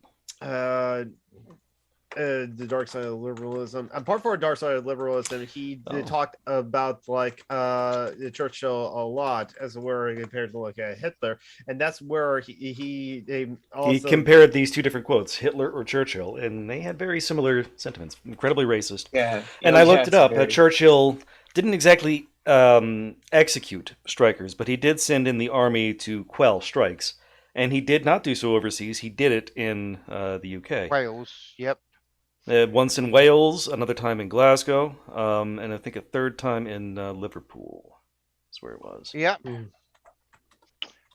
Liverpool and Manchester are the two most radical cities in England, for sure. They have a long history of radicalization, worker basically. movements. Not just workers' movements. The co-op movement originated in a what is now an outskirt of Manchester. the Peterloo massacre, which was a protest about feeding the poor. Manchester has a actual museum called the Museum of the Working Man, which is all about the radical history of the area. We're real troublemakers around here. We really are, and we're very proud of that. Or some of us are proud of that, anyway. Mm-hmm. Don't you guys all read The Sun? Oh no! Oh, come on, Mark. You know what happened to the Sun after Hillsborough, I'm sure. Yeah, that was kind of that was my version of clickbait. Yeah, the Sun, which is a Murdoch-owned rag, and it really is a rag.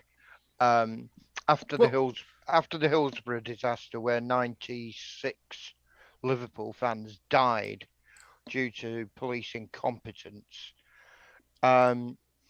published a front page story claiming that drunken Liverpool fans had urinated on the cops who were trying to help people, had looted the dead bodies, and the Sun has never recovered its sales.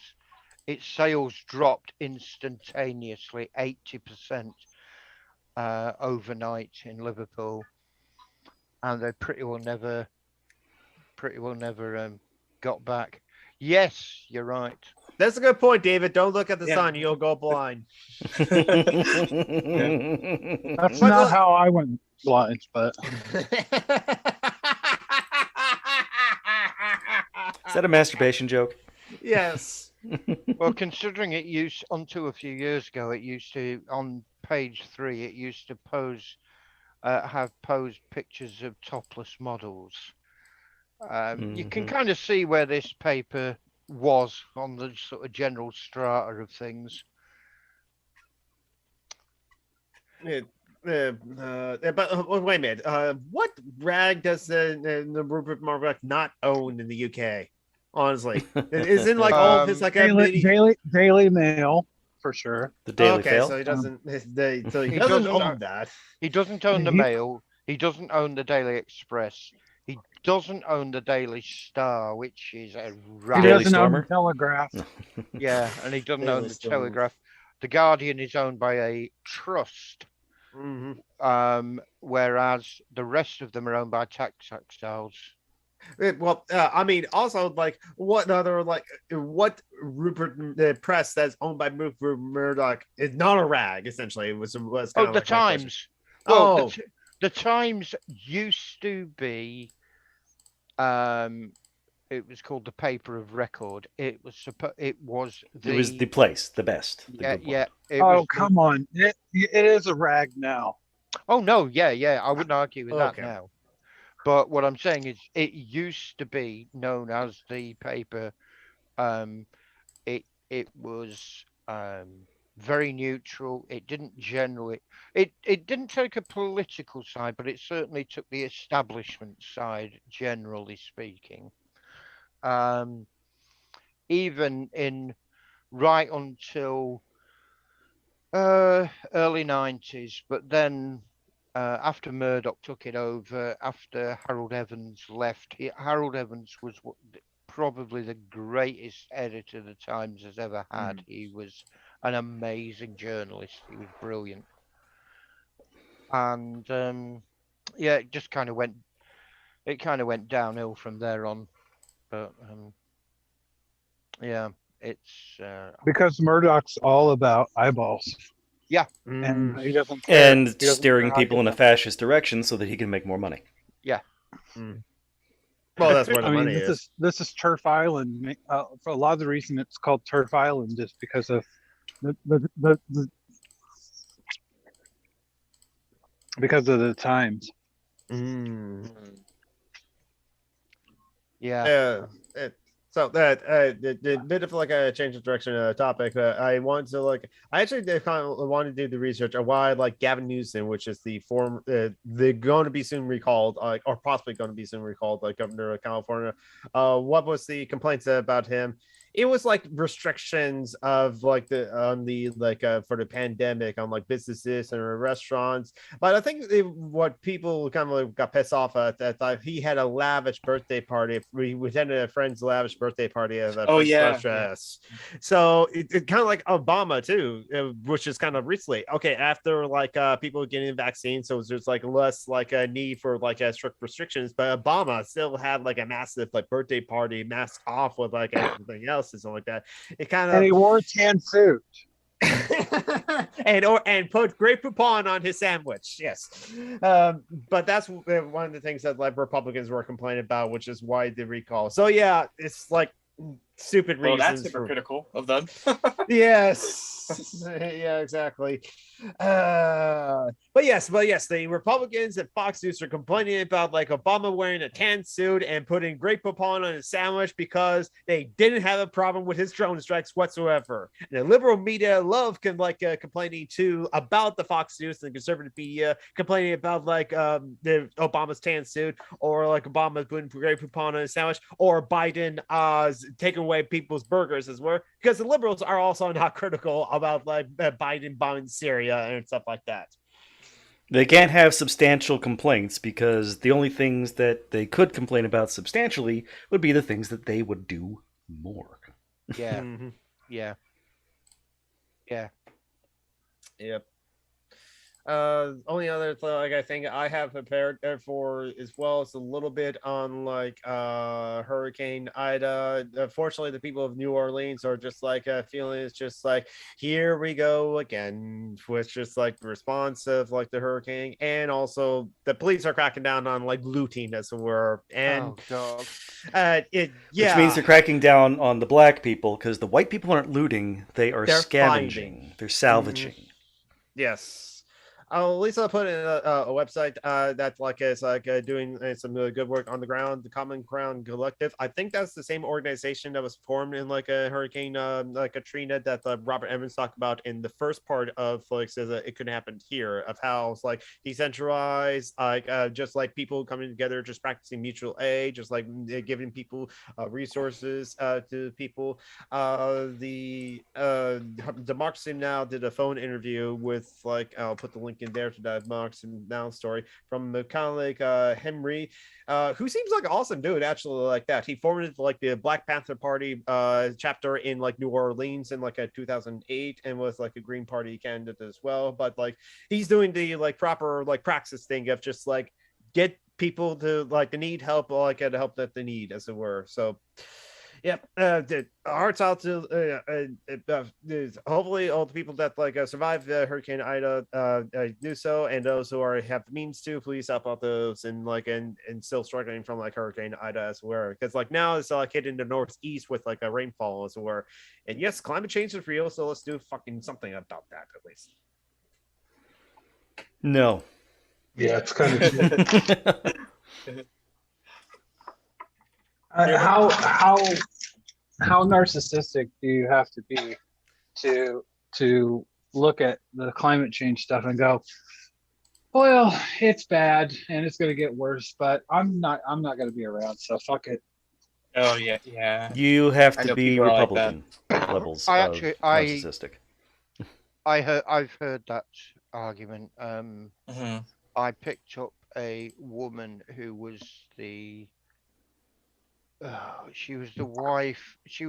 When I was taxi driving, I picked up a woman who was the wife of a former Conservative MP in my area, and it was the day after Thatcher's funeral, and she was whinging at me about wind turbines on the hills. And when I said, well, I think they're rather wonderful, and we have to look after the world and we have to look after the environment properly. I don't care. I'm not going to be here. We could arrange to make that a damn sight quicker than you imagine, if you really want. You god awful vile bitch. I do love how people hate Thatcher here. It's not like so much for the pro-life. But I've seen memes where they're talking about pissing on her grave and like unisex bathroom. Yeah. Yeah, exactly. Well, Exactly. where I've you never seen that kind of vitriol anywhere else. well In, where not in where the States. yeah where you are in the world, although most people forget about it, there was a lot of miners, and they suffered terribly under In Thatcher. Kent? Yep. Hmm. Yep. There are the Kentish coalfields, and they were shut down under Thatcher. I thought Along that with the southern England was just like full of lords and no, farms.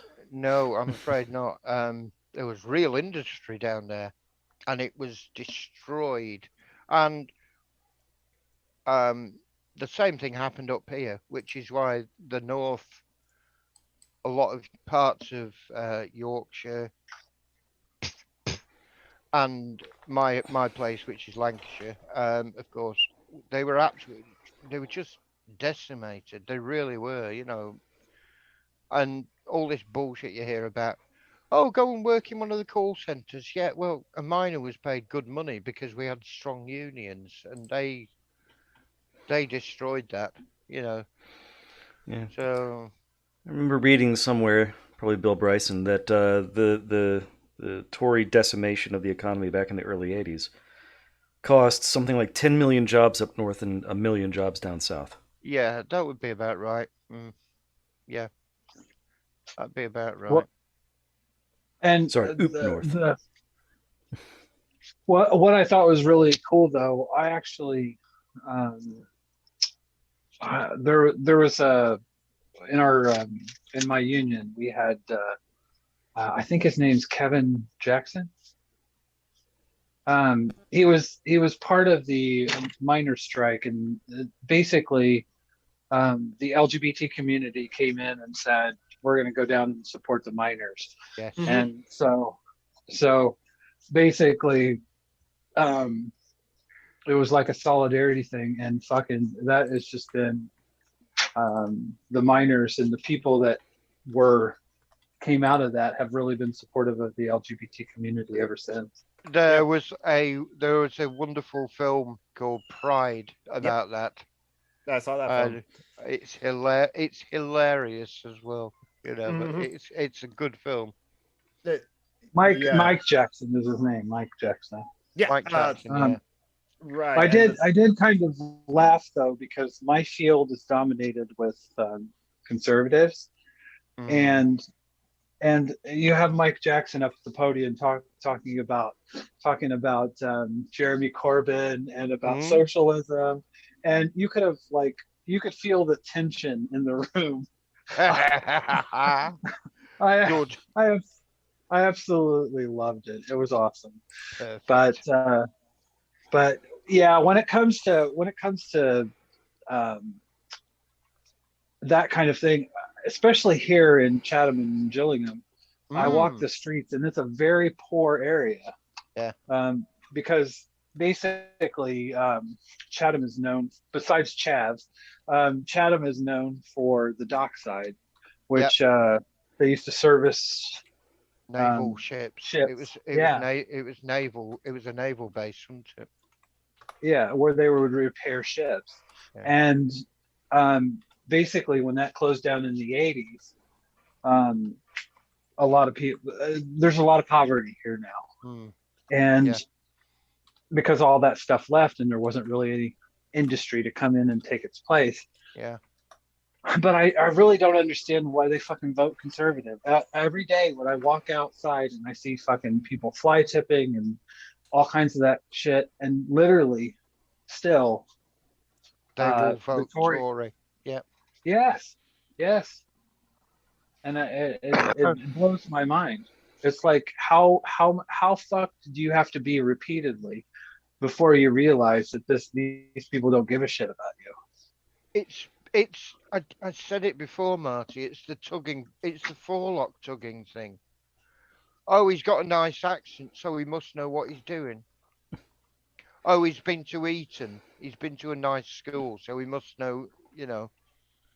It's that mentality. It really is, and it's I mean, for like Americans, it's like, well, first of all, it's like it's always been like the rich whites, Harvard, Yale. Those people who are always like most of the time so always vote Republican. But for like some of the like working class whites that were voted for George W, it's like it was like, oh, he seems like a guy I can have a beer with, other than the boring Al Gore that's like he's always like goes on about how he invented the internet, which is the one comment he made or something like that, I think. But it's that no, he said that he helped all that shit was blown way out of proportion, and quotes were dramatically altered to make it sound like he said something he didn't. Yes, David, you're right. Strong unions, yep. Well, and that's it. I'm kind of frustrated in that realm as well, because I feel like British unions are really going the way of American unions, and that they get less and less power, less and less bargaining. There's not too many industries anymore that can even strike. No. I think that one of the things that made me lose faith with Blair so much, apart from all the other things, of course, was the fact that when he came to power, he refused point blank to repeal the anti-union laws that Thatcher had introduced.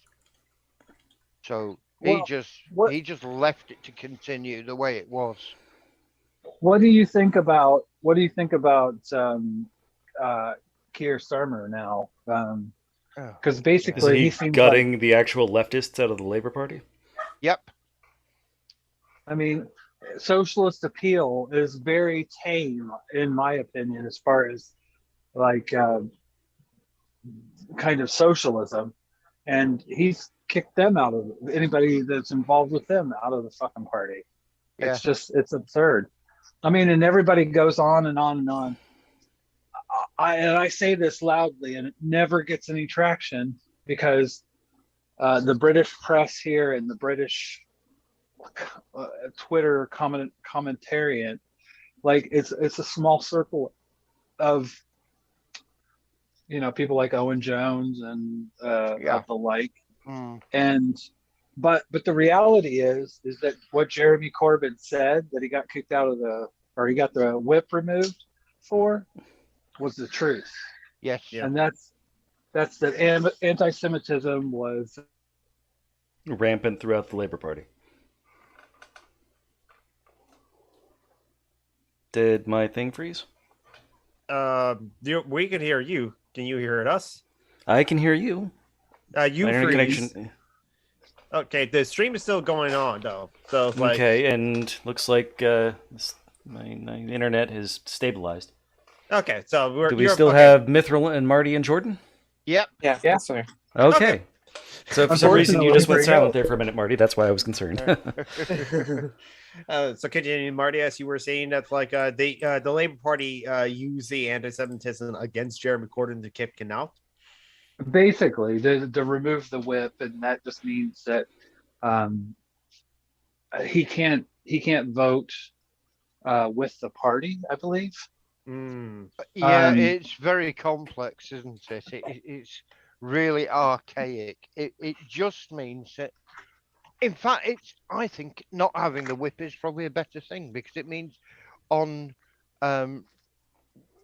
we have 3 different kinds of votes in Parliament, but the whipped vote is the one where you vote strictly along party lines. You have to. Yeah.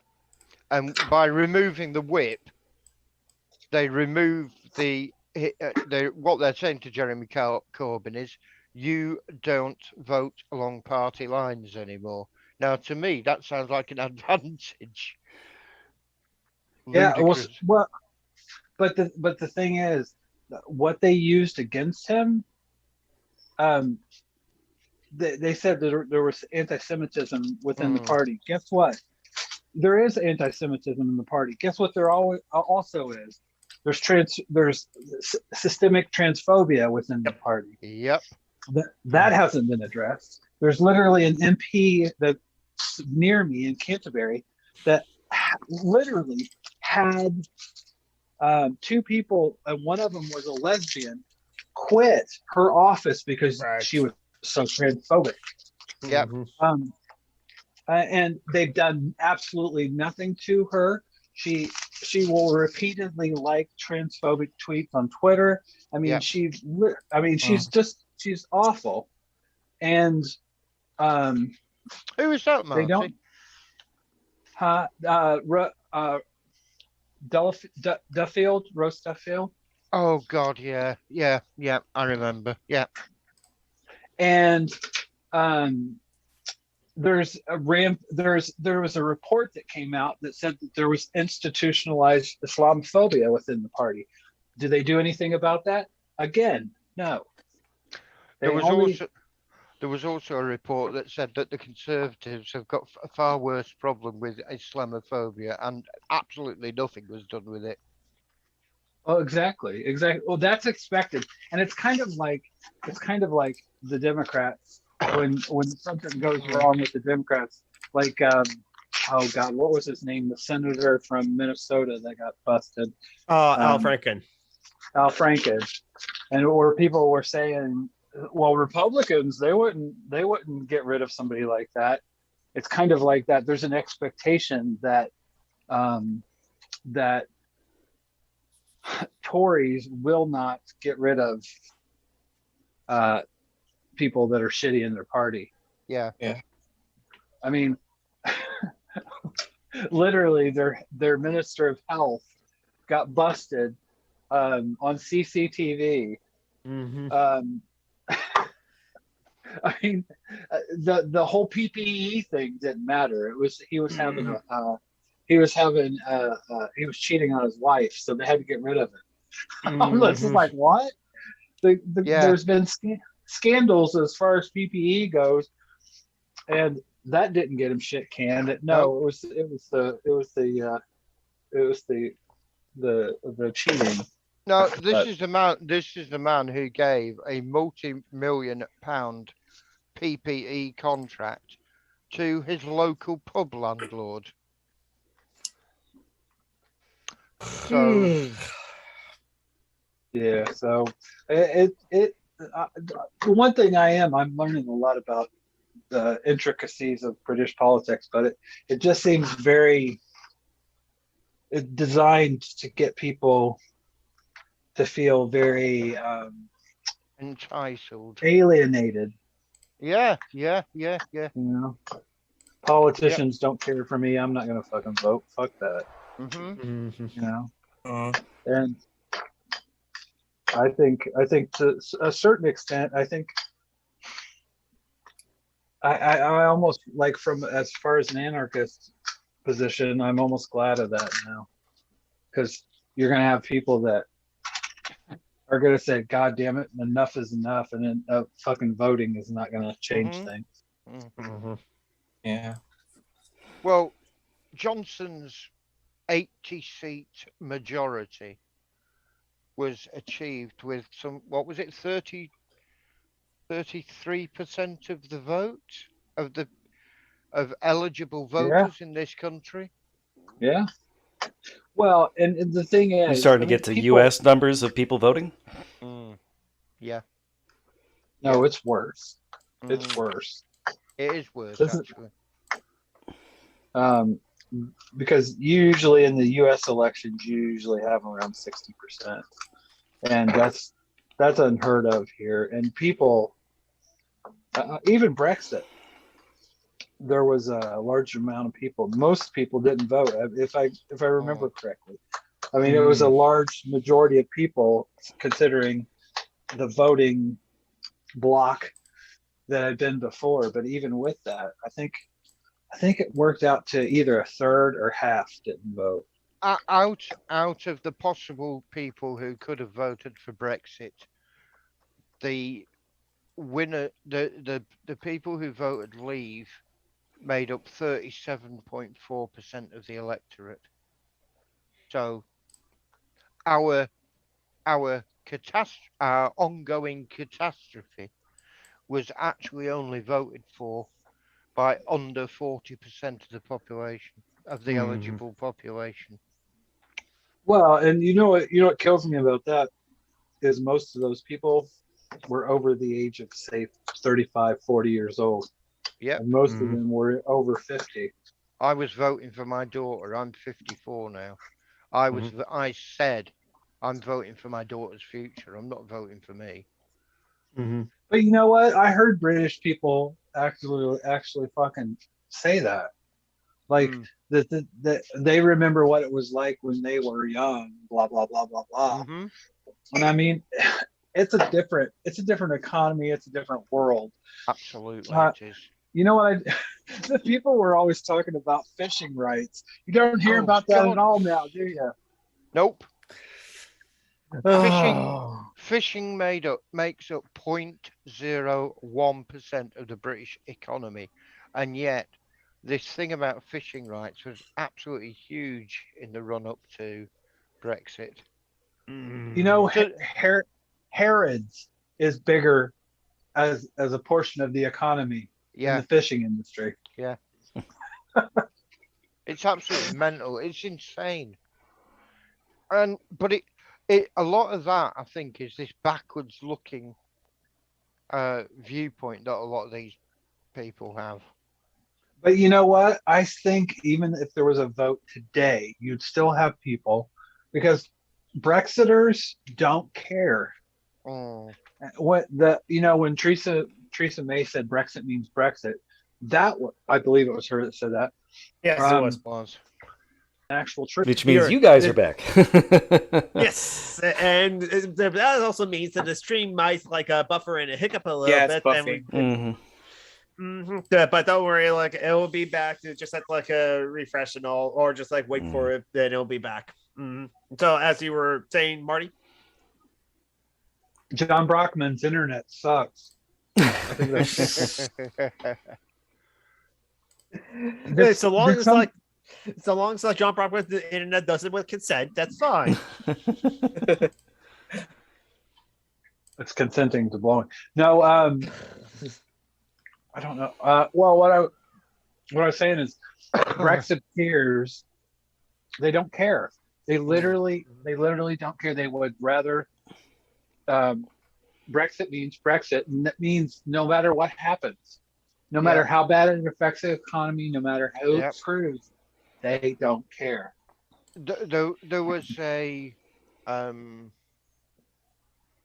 poll done a couple of years back before the Brexit deal was signed, and it said something like, I think it was about 70% of Brexit voters didn't care if signing a Brexit deal meant the breakup of the union. So they, as you say, Marty, they do not care what damage it does, as long as it gets rid of the foreigners. Yeah. But the irony of that all is people that are talking about independence votes, people like Scotland and other people. They do. I hope they get it. I hope they do. But the funny thing is, when you talk to, you'll hear British people sitting there going, "Well, they had their vote," and it's like, well, okay, so you had a vote back in the 70s. Yeah, You know what I mean? I didn't think independence was basically Brexit. If you're talking about being free from the tyranny of the EU, well, maybe Scotland wants to get rid of the tyranny of Westminster. And yes, Tim, you're right. If it wasn't so much about the lies, about the garbage, about the 350 million a week for the National Health Service, the money birds are going to fly in in foreign parts of the NHS. They plastered that on the side of a bus, drove it up and down the country, and when they were confronted with this being BS, a lie, they denied it. That wasn't what it meant. It was exactly what you fucking meant. We didn't. Don't look at what we said. Mm. Don't believe your lying eyes. Yeah. Here, go and watch Strictly Come Dancing instead. Stop thinking about these things. Go and watch Come Dancing or whatever. The Great British Bake Off, because it's British. Yes. Look at the funny guy with the messy hair. Oh God, yeah. Does he have like silly messy hair? Why does he just like combs it and stuff like that? No. Oh no. He deliberately does it. He deliberately does it. Mm-hmm. Just off camera, he'll. Yep. Yeah, he has this. He wants to look like a buffoon. Yeah. Mm-hmm. Because he's got to fight against that. So the left won't take him seriously with the right will. And more important, the country, the people around the country will go, "Oh, he's all right, really. He's a bit of a laugh." Mm-hmm. Well, and they almost want to make him out like he's a common man. I mean, This is somebody that went to Eton, is a Canadian. Wasn't he a Canadian? No, he was American and Turkish, and British passports. And he got rid of the American one. But I'm kind of like, he wants to make people feel like that he's like this good old guy that they could go down to and have a. It's basically Nigel Farage without the fucking cigarettes. Yeah. He's just a good bloke. I go down to the pub and have a drink with him. I would. Besides, Nigel Frost is afraid of milkshakes. Absolutely. There was a shortage. Speaking of which, McDonald's ran out of milkshakes in the UK. The only one that was happy about that was Nigel Farage and Sargon. Oh God, yeah. Carl Gunn. Or Tommy Robinson, because it all started because like it was Tommy Robinson and his hooligans that were like harassing like I think an Iranian man, but someone brown skin. It just like bothering him. Where are you from? Where is from? Where's your passport? And it's just like, I'm just here having a milkshake. So finally, he was just like, hey, you know what? Hey, Tavi. Hey, Tavi. Hey, Tavi. Woo. So then and that dude, that the only thing he had in his hand to like to deal with like Tommy Robinson was the milkshake. So he threw the milkshake on Tommy Robinson, and that's how the milkshakes thing started. Oh, okay. Well, Carl of Swindon, aka Sargoon of the Cad, has been a bit quiet. Sargon of a cad.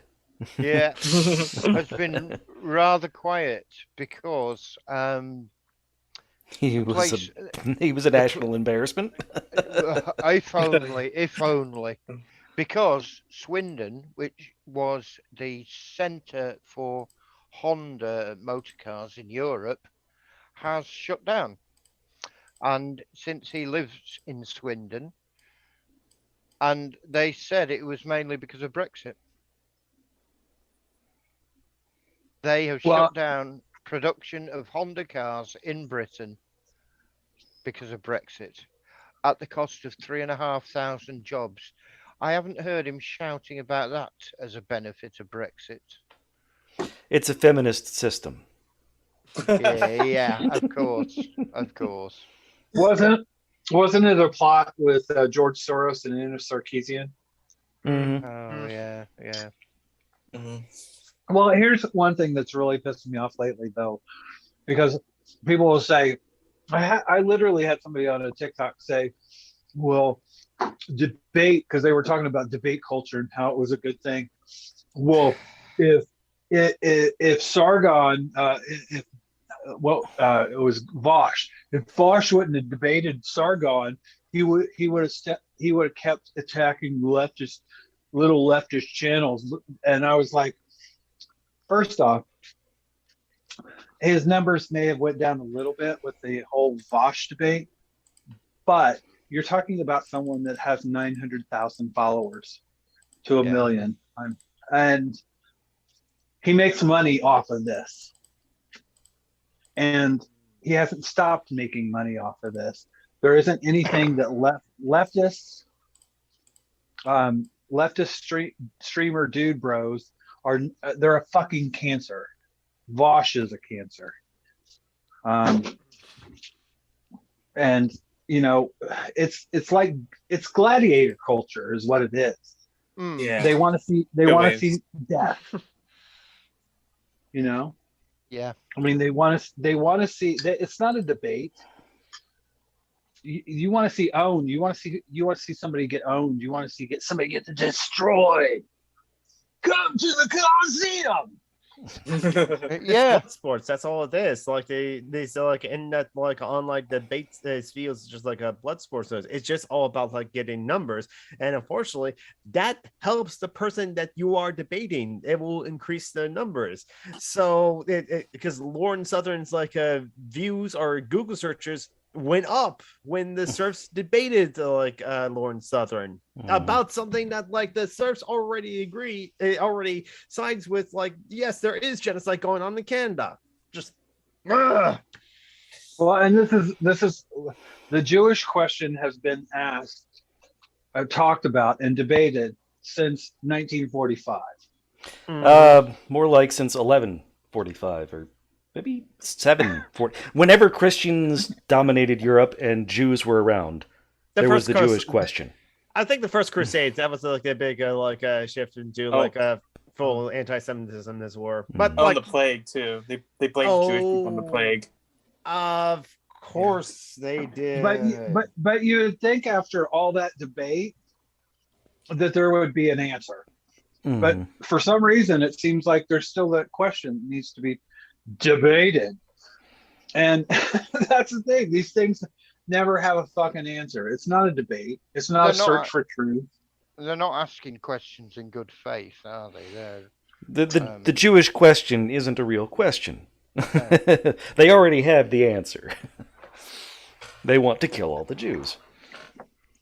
And basically, yeah, it's a framing. It's basically, if I can say that we should debate the Jewish question, then basically what I'm saying is that it's something that has some semblance, some tiny bit of merit. Yes. And it doesn't. I mean, once you start platforming that kind of hatred and bigotry, then you're elevating that bigotry. Just like what Jonathan was saying. You're giving that bigotry the semblance of respectability. That's the problem. By addressing the question, you're saying that it is worth addressing, that there's something there. Yeah. Yeah. And basically, you're getting the shittiest of people, their eyeballs on it, so they can fucking build it into something more. Yeah. I mean, you have people. For some reason, Jimmy Dore came into my head. But you have people on the right and the left. This is a fucking grift. Yes, that's all it is. Yeah. And kudos for them for basically having a job where they don't fucking actually do anything. I wish I had one there. Is I mean, hey, is like I would love to be able to just like so this is gonna kind of concrete that I have the Twitch culture of left Twitch is but also like there's some left Twitchers would just like do what's called React Andy, which is like they would sit there and watch the video. Oh well, yes, like Kevin Logan did this before, and yes, a long time ago I did a stream with Kevin Logan, Chris Winters, and Pascal where we reacted to Jordan Peterson's a 5-minute PragerU video, his second one, as it were. But at least there, we pause the video each and every time, and we'll talk about that. Which is how a 5-minute video turned into an hour-and-a-half stream, as it were. I remember those. Yes. Response videos. They were so. Yeah. I tried to do one of those once, talking about something by white supremacist from American Renaissance. Oh, In which he was basically just repeating a whole bunch of white supremacist lies, and I just sat there and said, "Oh my God, the fuck is wrong with you? You're so full of shit." This was back. I mean, I didn't even realize that he was just a complete white supremacist. It's just I saw American Renaissance. That seems like a suspicious name. But on Twitch, it seems like basically some Twitch channels like it just watch videos, and it's like just like a watch party, which is like, okay, kudos to you that you get like 35 like views or like a lot Jared of views. Taylor. Like, That's his name. Oh, Jared Taylor. Yeah, interesting.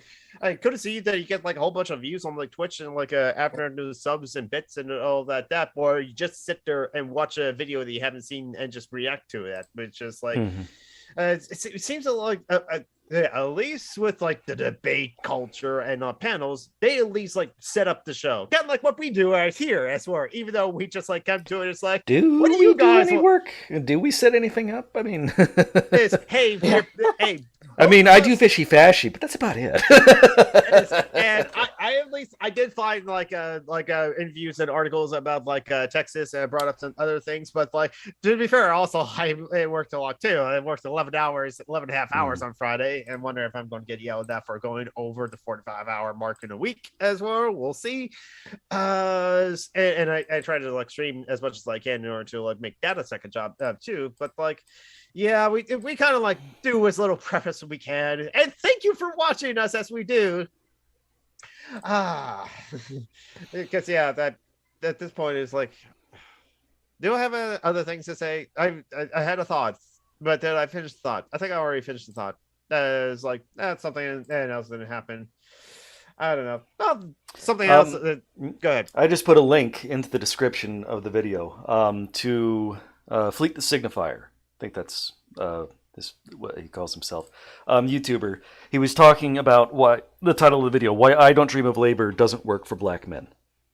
I thought that was an interesting discussion of how black people generally have related to the workforce since they started getting paid for their work. And even then it's been a struggle because that was in the 1950s when they started, genuinely being able to participate in labor discussions and so on. And that's where I learned about the Terry Crews thing, where, in that show, his wife keeps on saying, "I got 2 jobs." He also talks about Carl Winslow from Family Matters. Yes. Yes. That's the one with Urkel. Yes.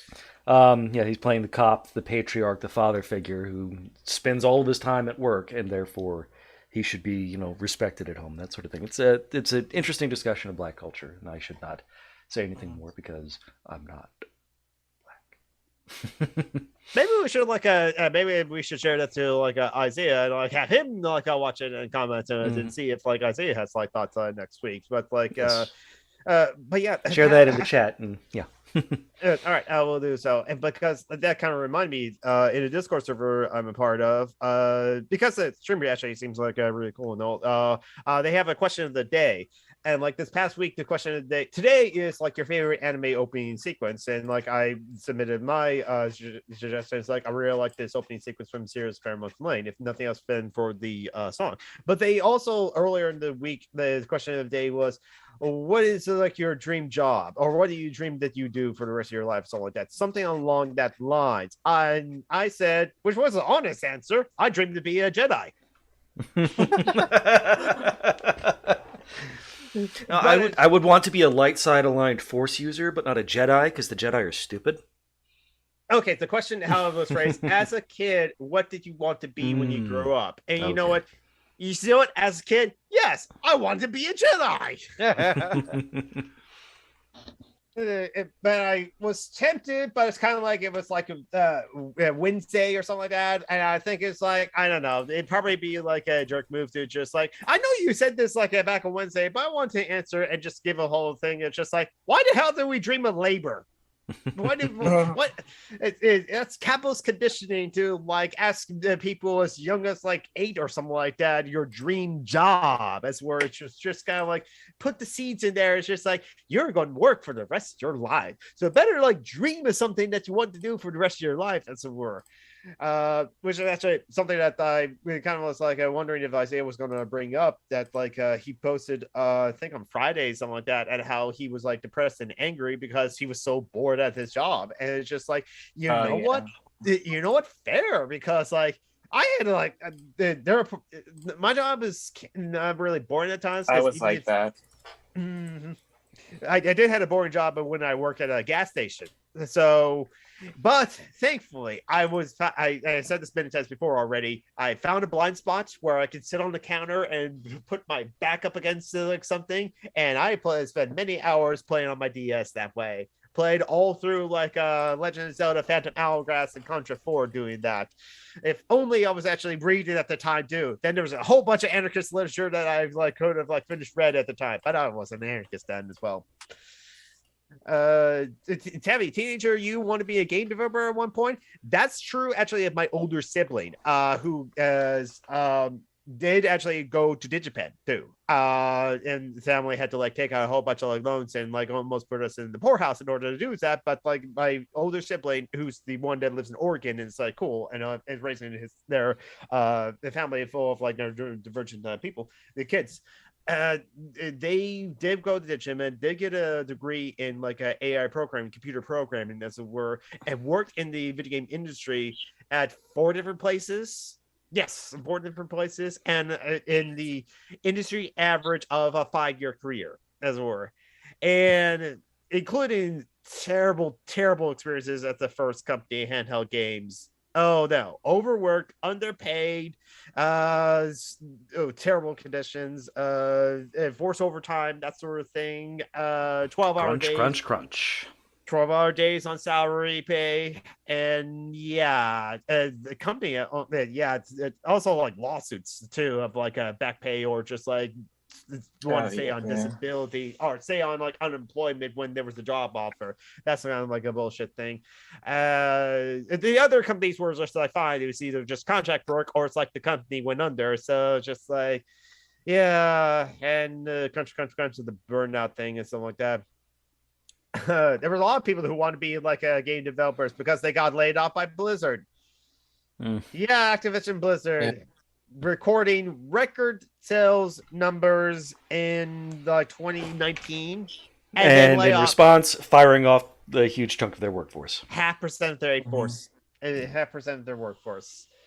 That's right. If that was like young you, when all we know about video games is stuff like we plug in the PlayStation disc and put in the PlayStation, and it must be like Austin's who like make video games and get to play video games all day. But yeah. Yeah, as a kid, you're asked what kind of job you want, and the honest answer should be, why would I want a job? My parents don't enjoy those. No, mine would be OnlyFans.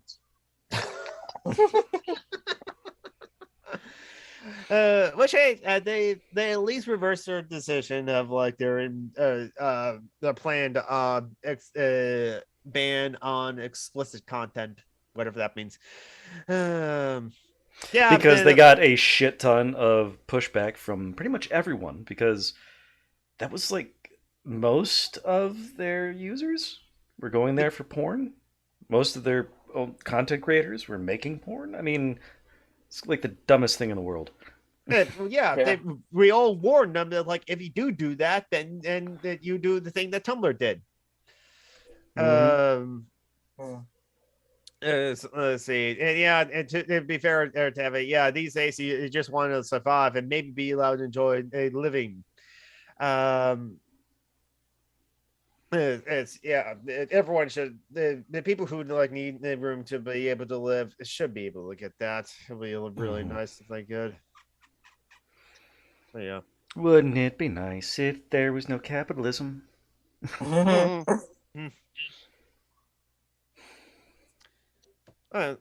Anyway, I think we're at the we've kind of run us out to talk about. I want to add that I went ahead and put the Discord link in the thing so that I think anyone should be able to join that. Because not enough people in there right now. And there's pictures of kitties in there now. Yes, there's pictures of kitties there. Oh, you have a Discord? Yes, I just set it up. Well, it's been set up for a while, but it was one of the Patreon perks. I just decided, fuck it, let's open it up. Mm-hmm. I mean, there's still the Patreon perk that you get into the Discord link for being a patron of the show. But also, if you're a patron of Social Justice Alchemy, next week you will get to join into the call. Discussion. That is a perk. Yeah. And we have to decide how we are going to commemorate the bidecennial of 9/11, the 20-year anniversary.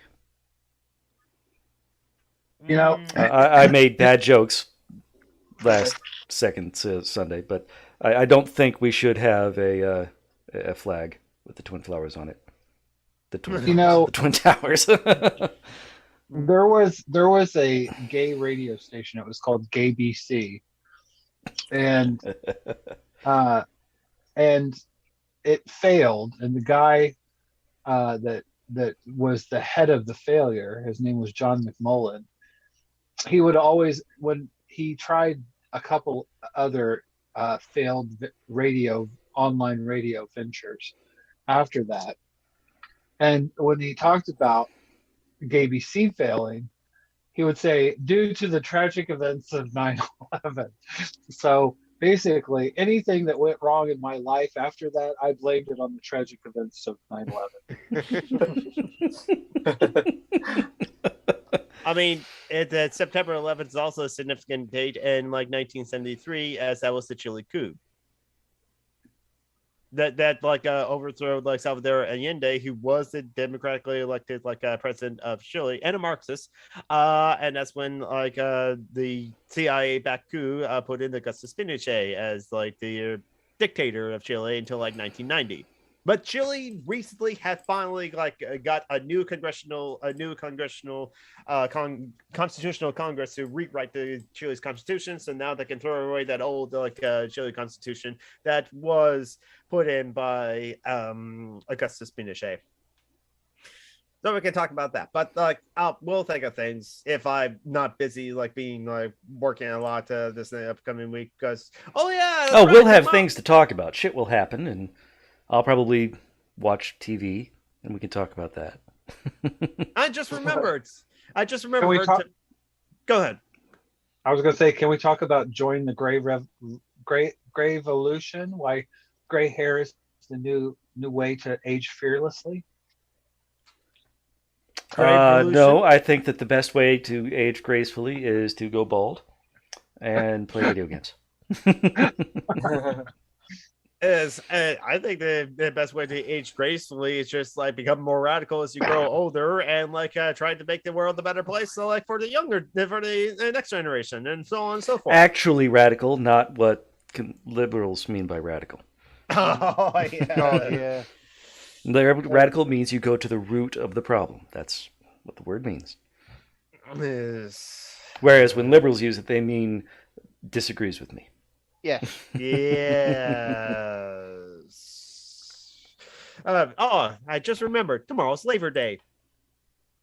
The fake Labor Day. Mm-hmm. And I have to remember to send out an email to my students telling them don't come in. Because we don't technically get Labor Day off. The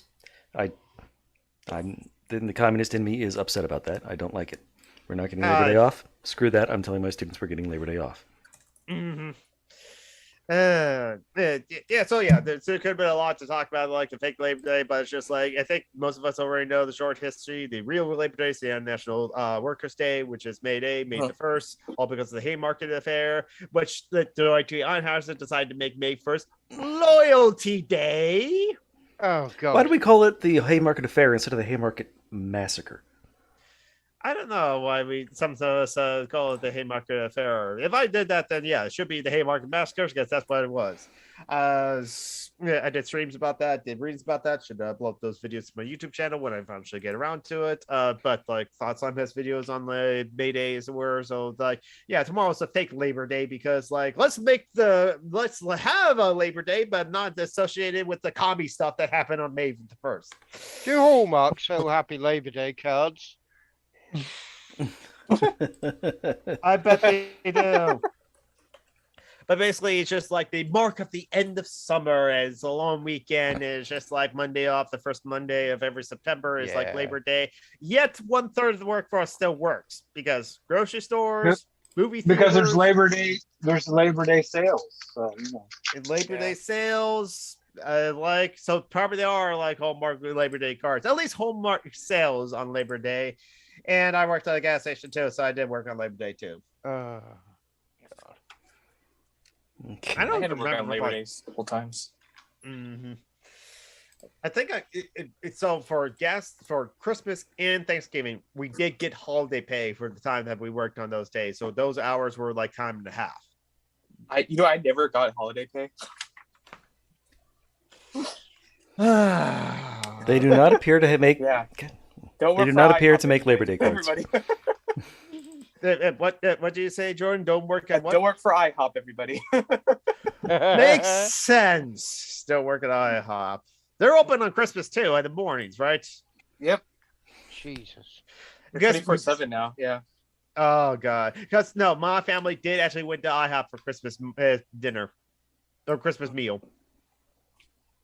Yeah, my family once went to a Chinese restaurant for Christmas. That was because the power was out in the town, and we couldn't. You know what? Yeah, fair.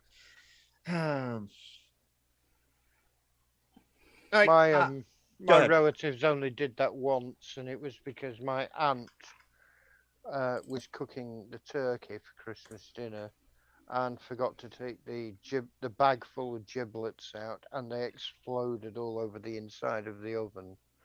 So they had to go out somewhere to eat. Yeah, again, that happened. And what happened? Oh, the giblets exploded. David, those are fighting words. Marty, you get to kill David now. Called you a boomer. do I get to take his throne? You don't want to do that because his throne is located in his haunted graveyard house. Absolutely. Which almost certainly has like 5 dead children buried underneath it because it used to be a church. I almost said I was okay with that, but no, I don't think I am. Okay, Marty, don't worry. I'll come with you because I played enough Phasmophobia that I know how the hunt goes. Even though I don't, you don't actually exercise ghosts in Phasmophobia. That's Ghost Hunter Core, where you actually exercise the ghosts, and you die a lot doing that too. Is that the one where you go in and you say, "Are you here? Are you here?" Yeah, that's the game. Yeah, that's Phasmophobia. I want to play that. Yes.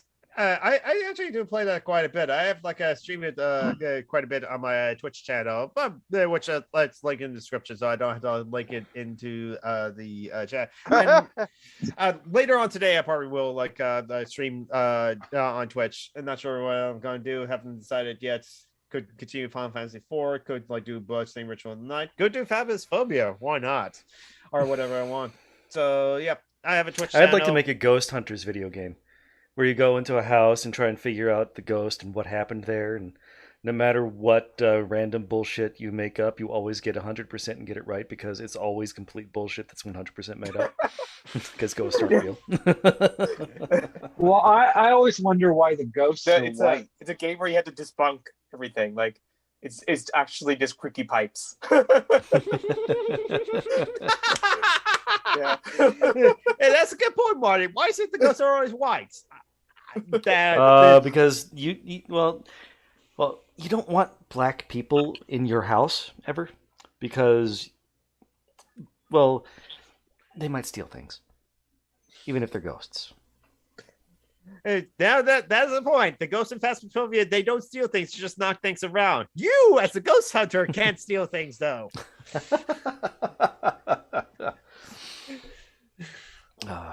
But little children ghosts, they don't steal anything except your heart. Well, they can still like kill literally, you, they rip it out of your chest and devour it. I mean, they're evil. But the little children ghosts in Phasmophobia can also still crush you and kill you and strangle you too, even though you're twice their size. Ghost cows don't have souls. The ghost cows, the ghost cows are all in our burgers, so we're eating ghost cows. Yeah, unless you're vegetarian or vegan. Yes, exactly. So that's the reason to go vegan or vegetarian. You don't have to bother with the ghost cows. But you do get the ghost carrots. Plants. Oh, the ghost plants. They don't bother you as much. I mean, it's like, See, vegetarianism is cruel because plants can't run away.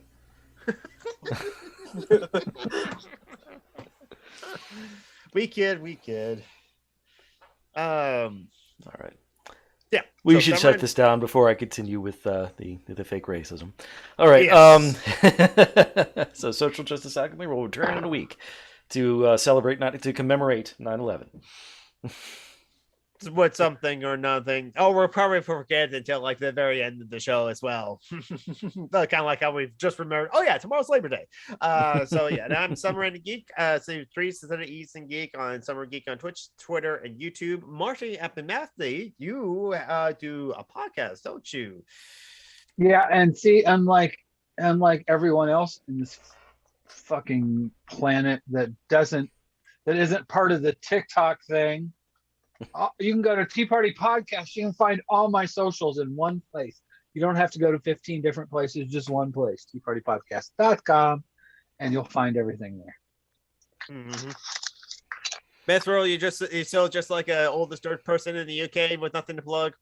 I'm a passionate developer of anti-social media. I have nothing. John P, do you have anything to plug, like even if it is the kindness of humanity your practice? Or your Twitter, if you want to share your Twitter. Yeah, you can follow me on Twitter or Instagram if you want to see cat photos. Oh, Instagram. What's cat photos?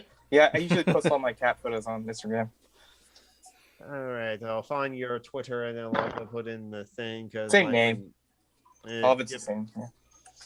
John P. There we go. All right. And so your Instagram's the same thing as the John P. Okay. So there we go. And as for me, I do another podcast, Dungeons and Debacles. We are saving the world from an evil red dragon cult. I mean, before we were part of the evil red dragon cult and we were trying to destroy the world. And before that, we were trying to save the world from an evil red dragon cult. It's complicated. We got betrayed a couple times. All right, and with that, I will go ahead and shut everything down. Stay safe, people. Hydrate, medicate, masturbate. And don't forget charity links down below in the description. Charity links. Charitylinks.page.